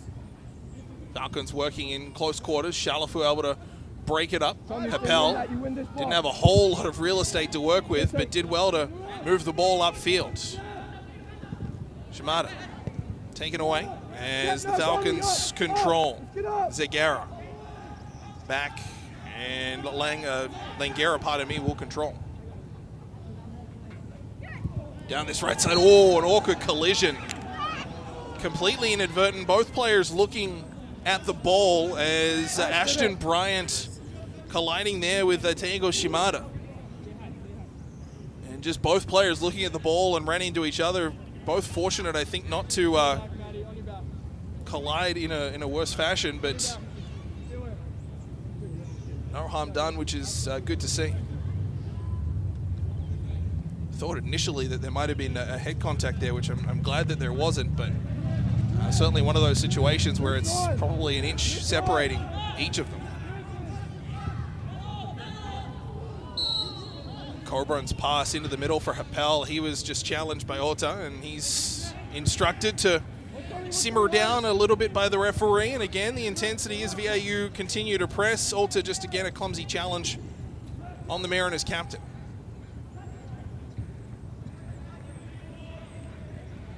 Langara looking as Zegara stripped of it. Here's a chance. Biopolis, though, might have been half a step offside, didn't make a run, was on a different lane than the ball as well, just kind of having a look back. Communication-wise, getting a little crossed as a handball will come against the VIU along that far side. And a chance here for the Falcons from a long way out.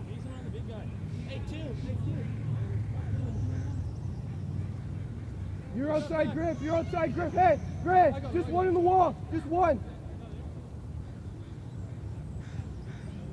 We were talking earlier on about the vocal players and the microphones and hearing the players talk on the field. It's players talking on the field that are the reason why Kikinishtuk Stadium is named Kikinishtuk Stadium. We'll get to that story in a second. On the left side, trying to overlap there. Chavula be out for a goal kick. Originally NDSS turf fields was renamed a couple of years ago to Kikinishtuk, a local Snuneymuxw First Nation word meaning to pass it back, which is something that you would hear athletes mention when they were playing. It was sort of a common refrain you'd hear from the players. They'd pass, hey, pass it back. Kikinishtuk is the word for that in the local First Nation language, and that is the name of the stadium here. The field, and as it continues to develop over the next few years with some additional seating, this facility will only get better and better under the name of Kikinishtuk. Here's Biopolis. Up to Cram left side, a good little overlap. He's got Shalafu with him. Cram looking to try and dangle down that left side. He's challenged there by a good tackle, and that was a good battle by Tego Shimada on the much, much bigger Marcus Cram. Did well to kick it out of play. Shimada giving up easily a good 6 inches here against Cram and did well to slide and take that ball away. And a nice clean challenge along the left wing. Long throw delivered in and headed away. That should be for a corner, and it is.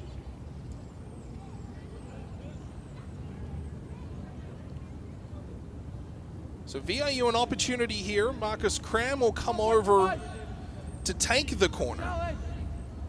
Interesting taker. I mean, not Cram with the delivery. Obviously, it's very good. He's been excellent offensively up front, but 6'2", you would think he'd be a target for a corner.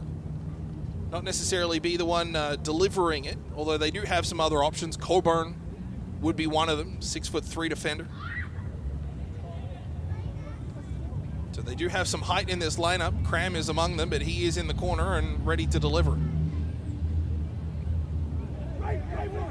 Cram gets it short. Charlefu gives back to Cram, looking to open up a lane. Drives low, heads over. Sumadine, edge of the area, able to knock it down. As VIU give away a free kick. And this will be a booking, as Charlefu will get a yellow card for this challenge.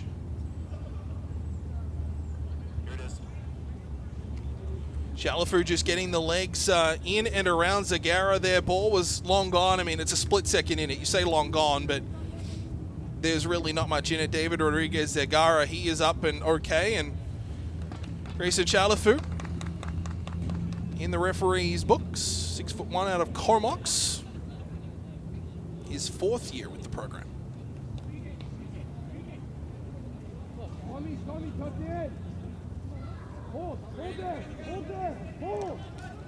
2-0 the score, 68th minute just elapsed here in Nanaimo. Pleasure to have you on board here on just an absolutely stunning Saturday night. You really couldn't have asked for much better weather today, 23, 24 degrees.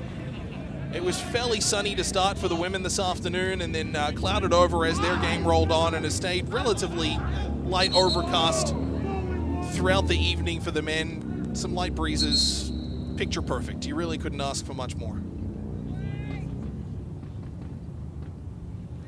We saw some games for Harborside here in the summer, just how taxing it got.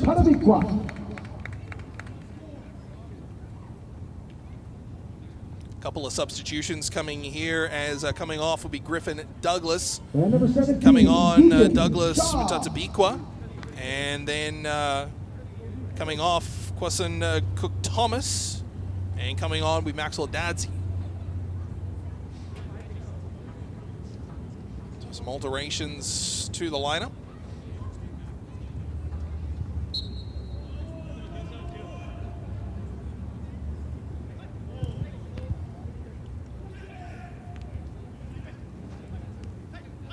Aerial ball taken down there by Shimada. Going to play it ahead, and a free kick will come here to the Falcons.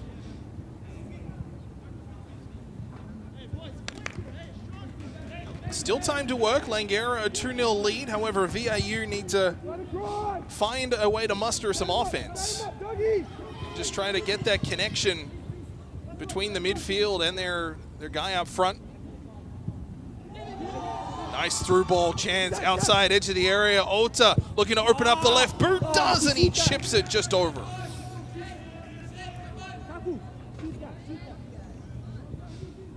Taku Ota, as we've been saying, one of the main threats, not only for Langara, but in all of PACWEST. The 5th-year player, reigning player of the year in PACWEST as well. 9 goals last season. He's special, and we've seen it so far here this afternoon as well.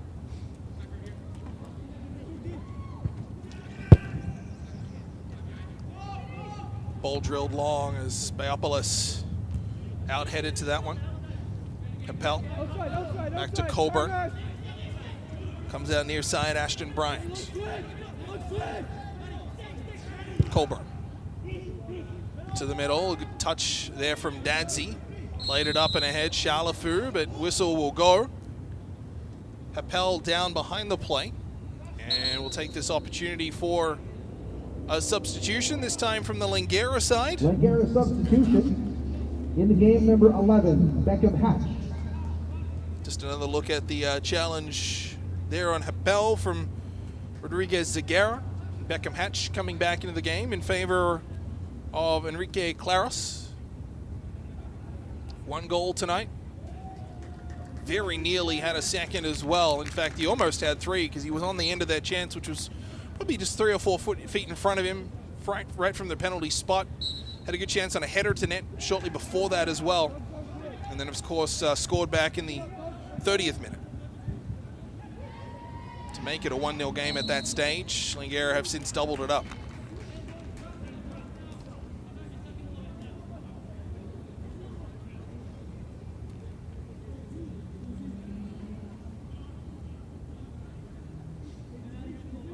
Free kick just inside half for the Falcons.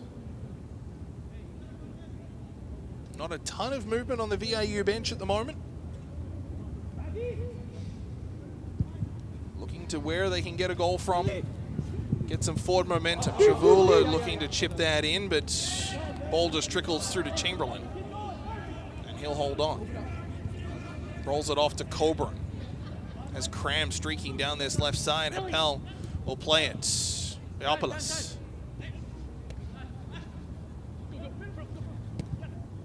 Bryant. Shalafu. Back to Happel. Colburn. Ball down the left side. Cram wanted that to come to him, but no mistake made there by Takeru Kaku. Shalafu. Had a really good opportunity earlier in this half. It's coming on as a substitute, but much like a lot of VIU's chances tonight, just unable to find that final finish. Still very early in a long collegiate season, but need to try and find that offense. Langara player down behind the play, that's Zagara. So he's on his back and they'll get a whistle. Maybe just a little bit of cramp, some early season niggles. We saw something similar around the same point in time in the women's game as well. A couple of the VIU players just coming up a little worse for wear. David Rodriguez Zagara, 3rd year forward for Langara.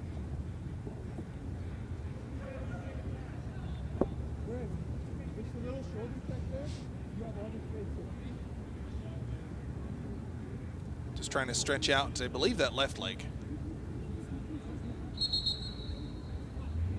It's not looking like he'll be able to continue. He's going to get substituted off. So Zagara comes off. Felipe Silva will come on. Langara substitution. Checking into the game. Number See if there was any 15, contact Felipe on this Silva. at all. On Zagara, no, nothing. This looks like his legs gave out. Reaching immediately for his either his hamstring or his calf. But no, absolutely no contact on that.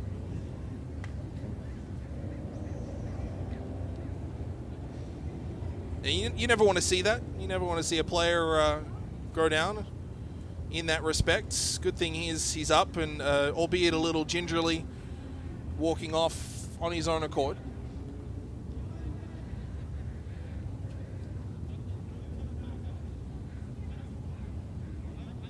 Taku Ota will take over the captain's armband as Rodriguez Zagara heads off.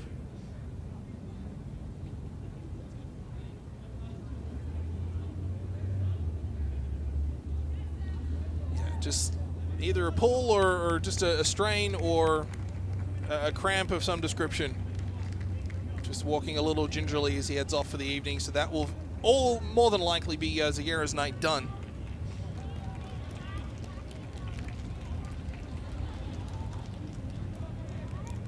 And this will be a drop ball here for the Falcons as they had control when the referee blew play dead.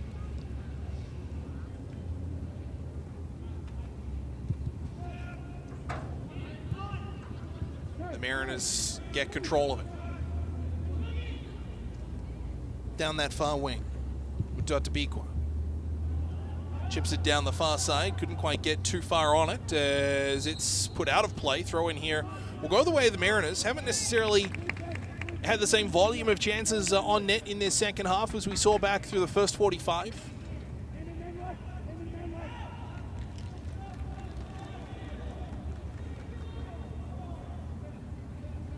Just trying to find somewhere for the goal to come from.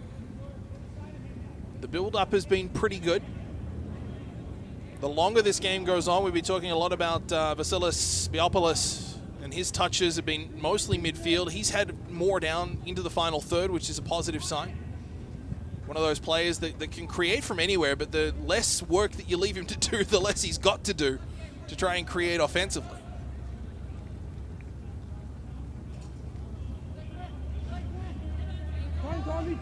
Time.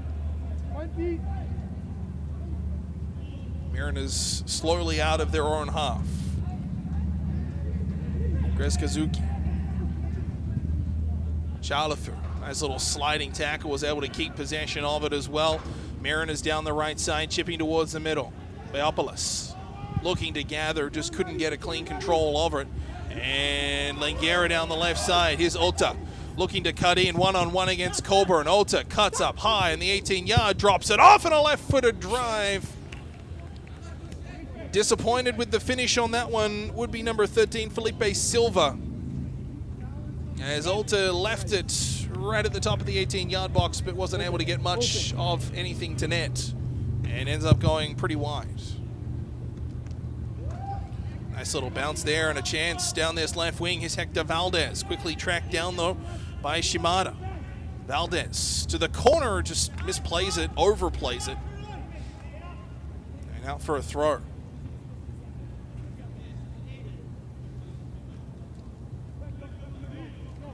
Certainly a difference in the urgencies between the two teams. Langara content, 2-0 up. Why not? You've got 13 minutes plus stoppage time remaining. VIU a little bit more in the hustle department, just in the way that they're going about their business, and have every reason to want to. Colburn, one of the 3 Harborside players who played many a game over the summer on this pitch. The others, of course, Biopoulos and Dadzi, both on the field, all 3 on the field now. Substitution coming for Langara. But it'll have to wait until the next stoppage. Cram finding his way over to the right side. Mutata Bikwa, excuse me. Challenged for the ball, comes back out. Ashton Bryant. Back to Colburn. Ahead to Happel. To Tabikwa. Behind you, Tommy. Behind you, Tommy. Ota down that left side. The back heel. Just a little errant in its delivery, a little fancy in its intent. And the substitution will come now. Sumadeen will head off after a cameo here tonight, and Adlam will come back on.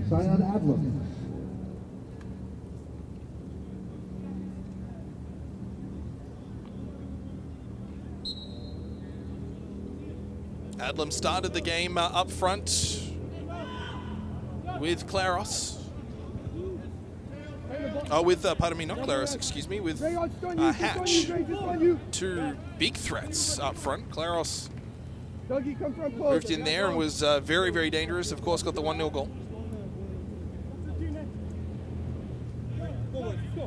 Out for a corner along that far side, and we'll take a bit of a listen to the organization.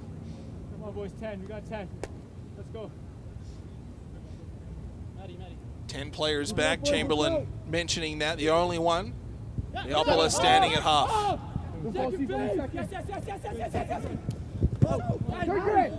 Chavula trying to center, blocked by the Mariners and put back out to midfield. His Biopoulos with a ton of room to work, but just didn't get the favorable bounce and comes up off his hand.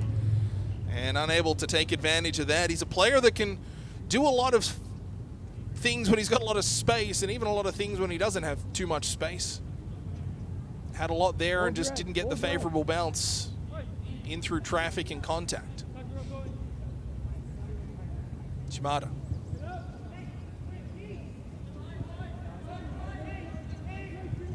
At midfield to Ota. Tatabikwa plays that down the wing right side, but it's out for a throw. Kevin Lindo in the Mariners area giving some instructions to a player, I'm assuming set to come on. Beginning to make his way to midfield.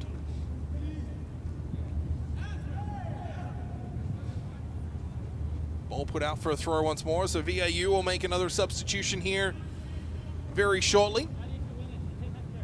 Trying to get something going. Tatabikwa looking to control, dancing it with him there, and taking it away. Up down, It might have been Chavula, excuse me, along that far side. Whistle goes, and another Langara player down at midfield, but he's quickly back up. One in the wall! One in the wall! Another substitution coming.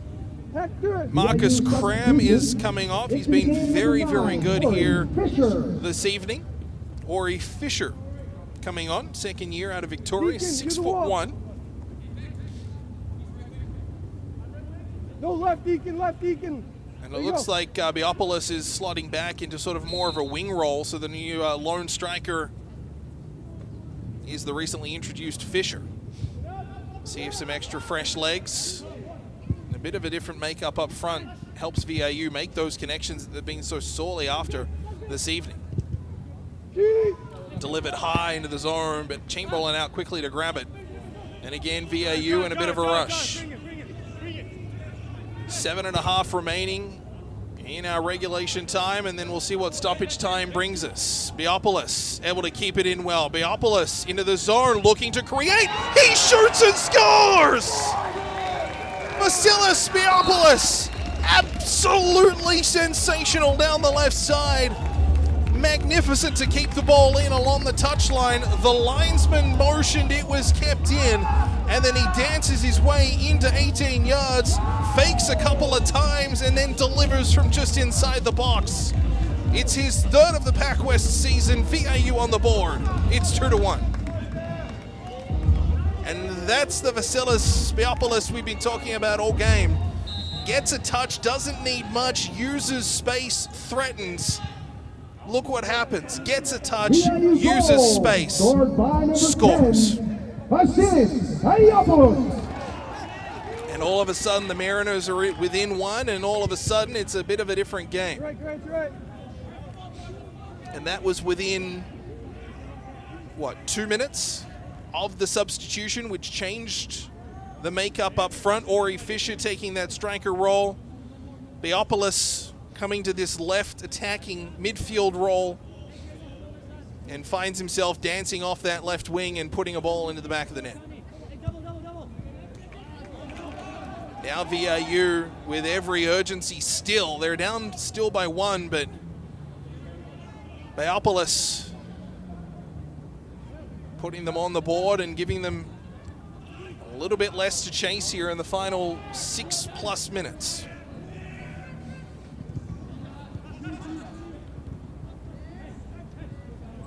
Ashton Bryant did well to settle that ball down. He's got Biopolis left side. They'll try it again, but this one just out of his reach. Unable to hold that one in. But the intent was there, and you can see Biopolis talking upfield, giving a little bit of a nod to say, yep, that was the right play.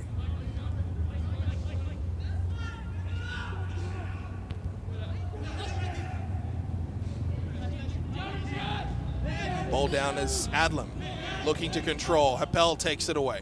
Plays to the middle, Fisher. Little overlap. Shalafu pinching up along that far side. There is Tatabikwa.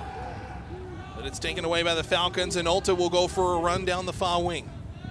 Being watched closely there by Grez Kazuki.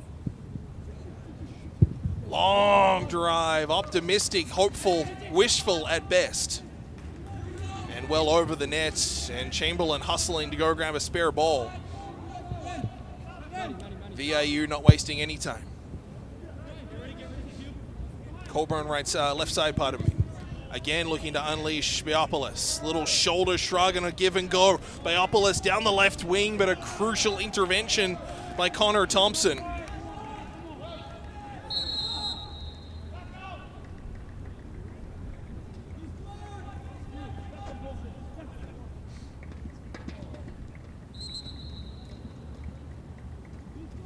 Ball is played down into the corner for a throw-in. Thompson's crucial intervention there and creativity from Vagiopoulos.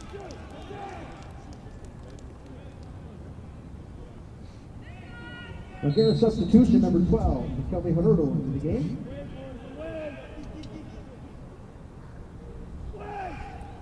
Long feed, knocked down, whistle goes, and just for half a second you thought it might have been a handball in the area, but the arm directed the other way by the referee.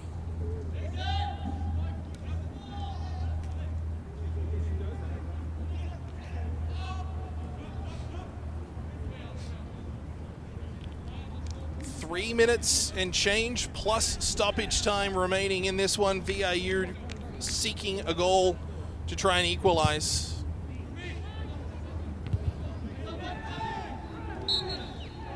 Free kick will come here to the Mariners on the challenge.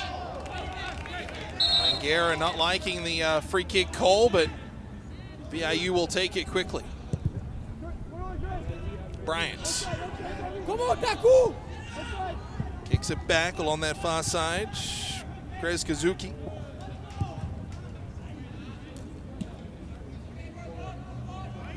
Ball put out for a throw. VIU still time. I mean, how many goals have we seen in stoppage time?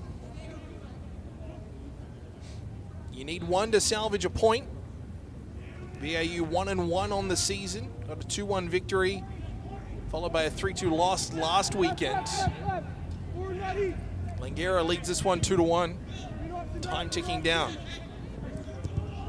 Vagiopoulos feed into Fisher. Just got it off the sole of his boot, trying to direct it in, and then way offside, a mile offside.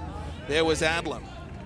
Quick flag, quick whistle, and a relatively quick take from Coburn, who's trying to find an avenue and eventually finds Bryant along this near wing. Coburn chips it up through middle. Vagiopoulos plays it back down. And up and through, it'll be Shalafu to try and chase that down, but it is punted high and out of play.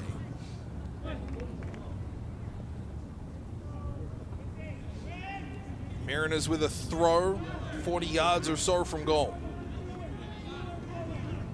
Vagiopoulos looking to cut his way through. The chip intended for Shalafu just got partially blocked on its way through, but it's cleared back to midfield. Kept in nicely there by Bryant. Second effort was cut off and denied by Silva. Ball put out of play. Bryant again will take the throw.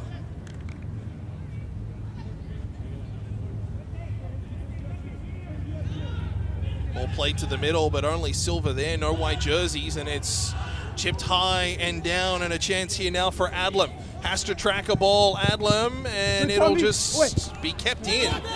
Well by the Mariners, although it's turned over. Silva a chance from a long way out, and Chamberlain able to glove that one. A little bit of a miscommunique there between defender and keeper, but ultimately no harm done. As Vagiopoulos looks to cross, goes pitch wide over that far side. Dadsey trying to knock a ball down, but ends up giving it away. Mariners have had so much of the ball late in this second half. We are deep into regulation, just awaiting the number, I guess 4. It's 5. 5 minutes at least of stoppage time. Of 5 minutes will be added on. That's good if you're VIU, not so much if you're Langara. As a free kick, pleading for it, and the Mariners get one just outside the area. VIU is pleading for a free kick on the challenge from 20 yards out. And this could be very, very big. Just on the edge of the area there, it was a tackle on Ori Fisher.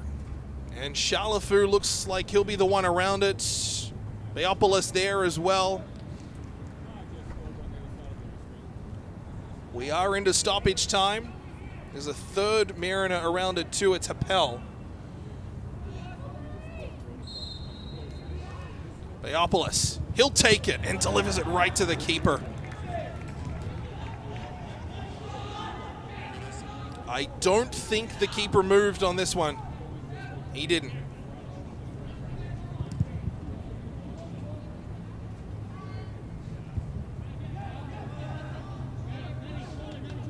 Golden opportunity there for VIU, unable to convert.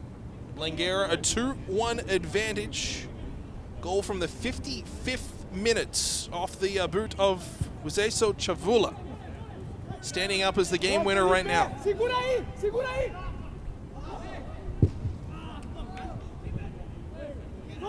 Mariners do the defense in numbers, just able to muscle their way up the right wing. Getting a little breezy this evening. As the ball at midfield knocked out, it'll be a throw-in to Langara. These two teams will play tomorrow, doubleheader here back at Kinnistook Stadium in the afternoon, as the PACWEST season very, very much underway. Been nice to see VIU celebrate some of their alumni as well. The women's game celebrating 30th anniversary of the first women's soccer national championship. Before the men's game, the 40th anniversary of VIU, then Malasapina College's first ever national championship period, the men's soccer team. As a delayed offside will be waved off by the referee, as Alta didn't pursue that one, was a mile away from it. So it's been good to see the alumni from VIU come back to celebrate those achievements 30, 40 years later. Had players from both the women's teams 30 years ago and the men's team 40 years ago out with the respective teams for their games here today. So that's been fantastic to see.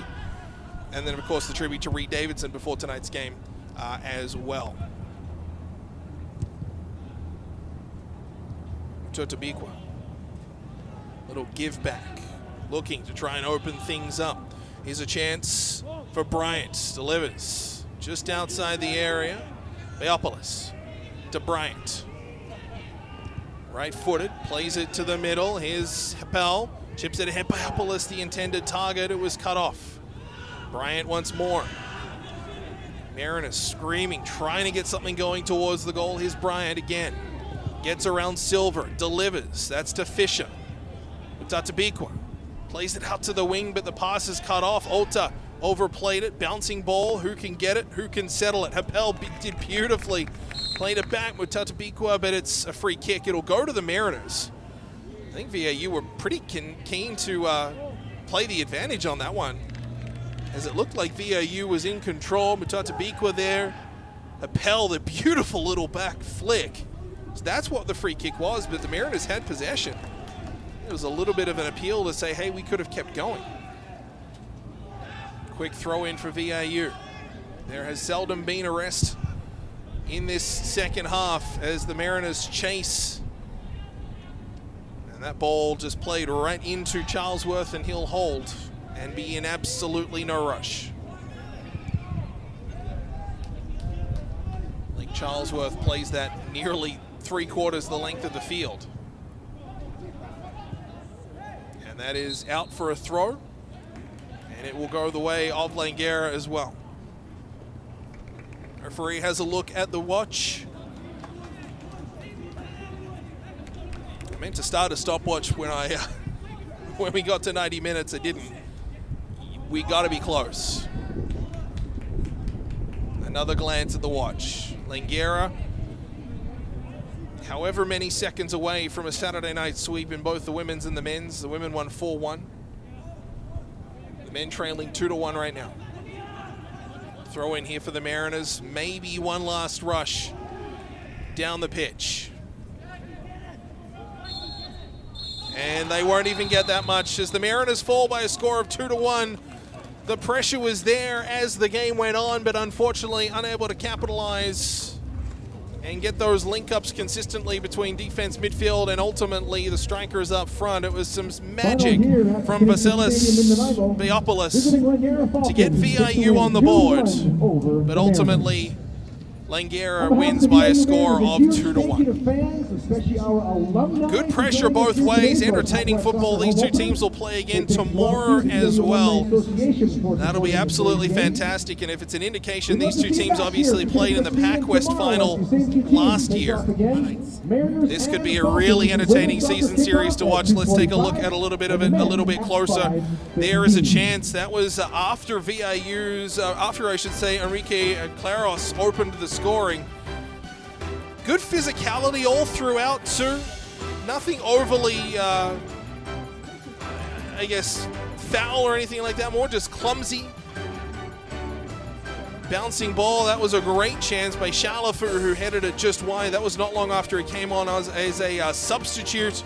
And here's an amazing opportunity. This ends up as the game winner with Seso Chavula from a sharp angle down that left side. Again, we continue to see that physicality, more just clumsiness than anything. We only saw the one booking tonight.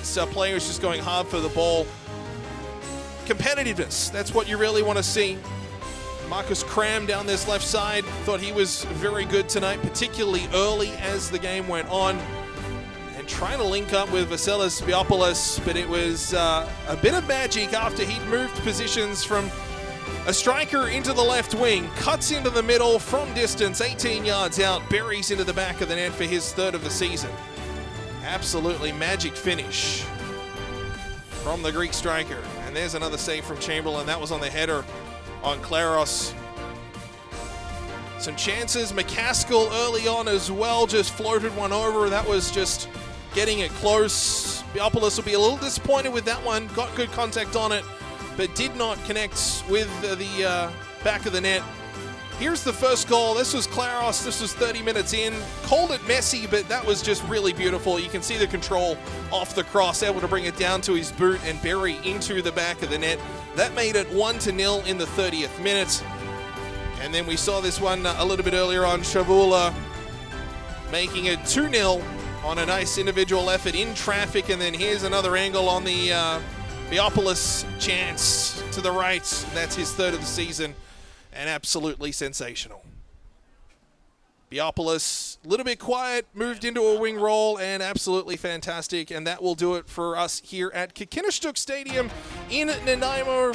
Thank you so much for joining us here with two great games on Shaw Spotlight. On behalf of Todd Jones and the amazing crew putting together our games here today, my name is Alex Ronsley. Thanks so much for spending your Saturday afternoon and evening with us. We'll talk to you next time here on Shaw for PACWEST Soccer on Shaw TV. Bye now.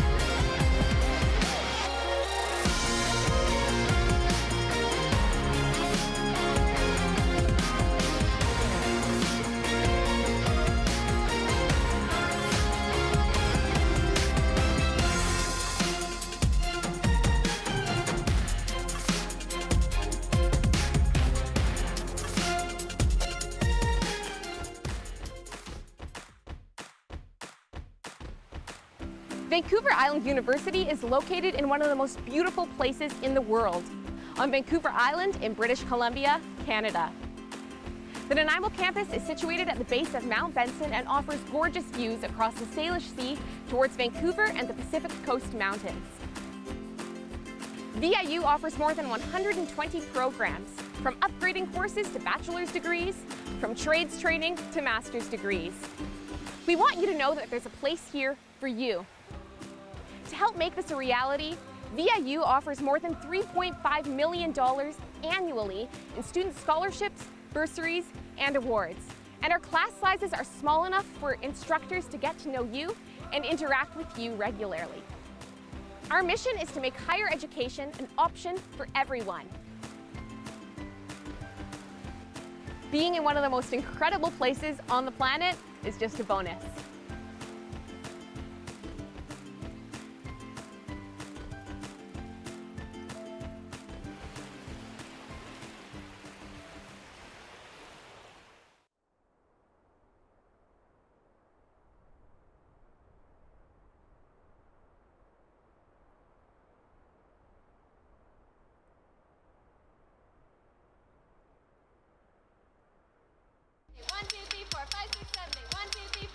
You don't have to be some amazing swimmer right off the bat. Like, obviously everyone has to train.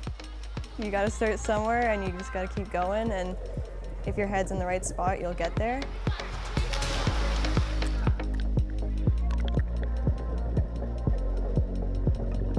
Competitive artistic swimmer Hannah Proud is the newest and youngest coach with the Nanaimo Diamonds Artistic Swimming Club. By focusing on her athletes' well-being in practice, she creates a positive and supportive environment that is essential towards her team's success. I make my best efforts to let them be a part of their training and not me just telling them. I think that's a big key to our bond in the group, is that I was very open to their feedback, always asking them and making sure that they're feeling good, because that's kind of what it is at the end of the day. They need to feel good in their training, and I just have to support them in that. Synchro is just a very mentally and physically draining sport. She honestly she makes it fun. She talks about her experiences that she would have, and then it's just well, if she can do it, I can do it sort of thing. There's always something to improve on. It's really hard to do something perfect ever. So Hannah's just really good at making sure that we don't feel overwhelmed with all the corrections. And even if we do something a bit wrong, she's always there to support us through it and make sure that we don't let ourselves get too down. I never want an athlete to feel like everything came to nothing. They work so hard, and that's all I can appreciate from them. She's not just a coach, but a mentor and a high-performance athlete as well. Hannah has competed with Victoria Synchro, Team BC, and several national swim teams over the last few years. And she continuously inspires her athletes to do their best in their training. I kind of bring back memories from when I was their age and when I was training, and kind of show them that there are steps you have to take, but that it is possible, and that even to just show their own growth and what they've done in the last few years is quite incredible. So it is just showing that proof that you can get there. Obviously it takes time and a lot of practice, but that it is possible. It's pretty amazing having somebody like her that's done so well and won nationals be your coach and have somebody guide you through this experience. She's been a hero of mine as an athlete, and then she became my coach. She's just down to earth and really humble and genuine in both roles.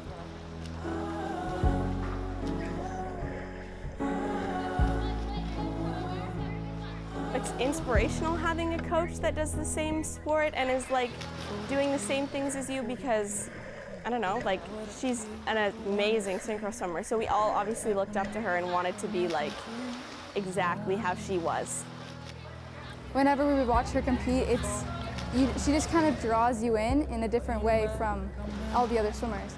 Just something about the music that she chooses and the choreography, it just is more of a experience.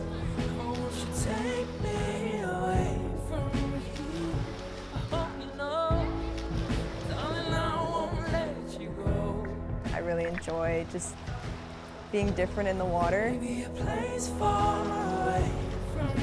It's very graceful, it's very beautiful, and I love to feel that way in the water as an athlete and help my athletes feel that way. Having somebody as amazing as her, synchro swimmer in person in general, be your coach and be there supporting you is so, I feel lucky to have somebody like her in the stands cheering us on. After you guys do this stuff, what is the count to sit up next? The biggest reward from it, I think, is when they start sharing and opening up to me, and they are trusting me. That's a big thing. I find that trusting your athletes and trusting your coaches is a big bond between you guys. When they all come together and they're on their teams together, it makes it quite fun and quite enjoyable for me to coach. And that's probably the most rewarding part of it.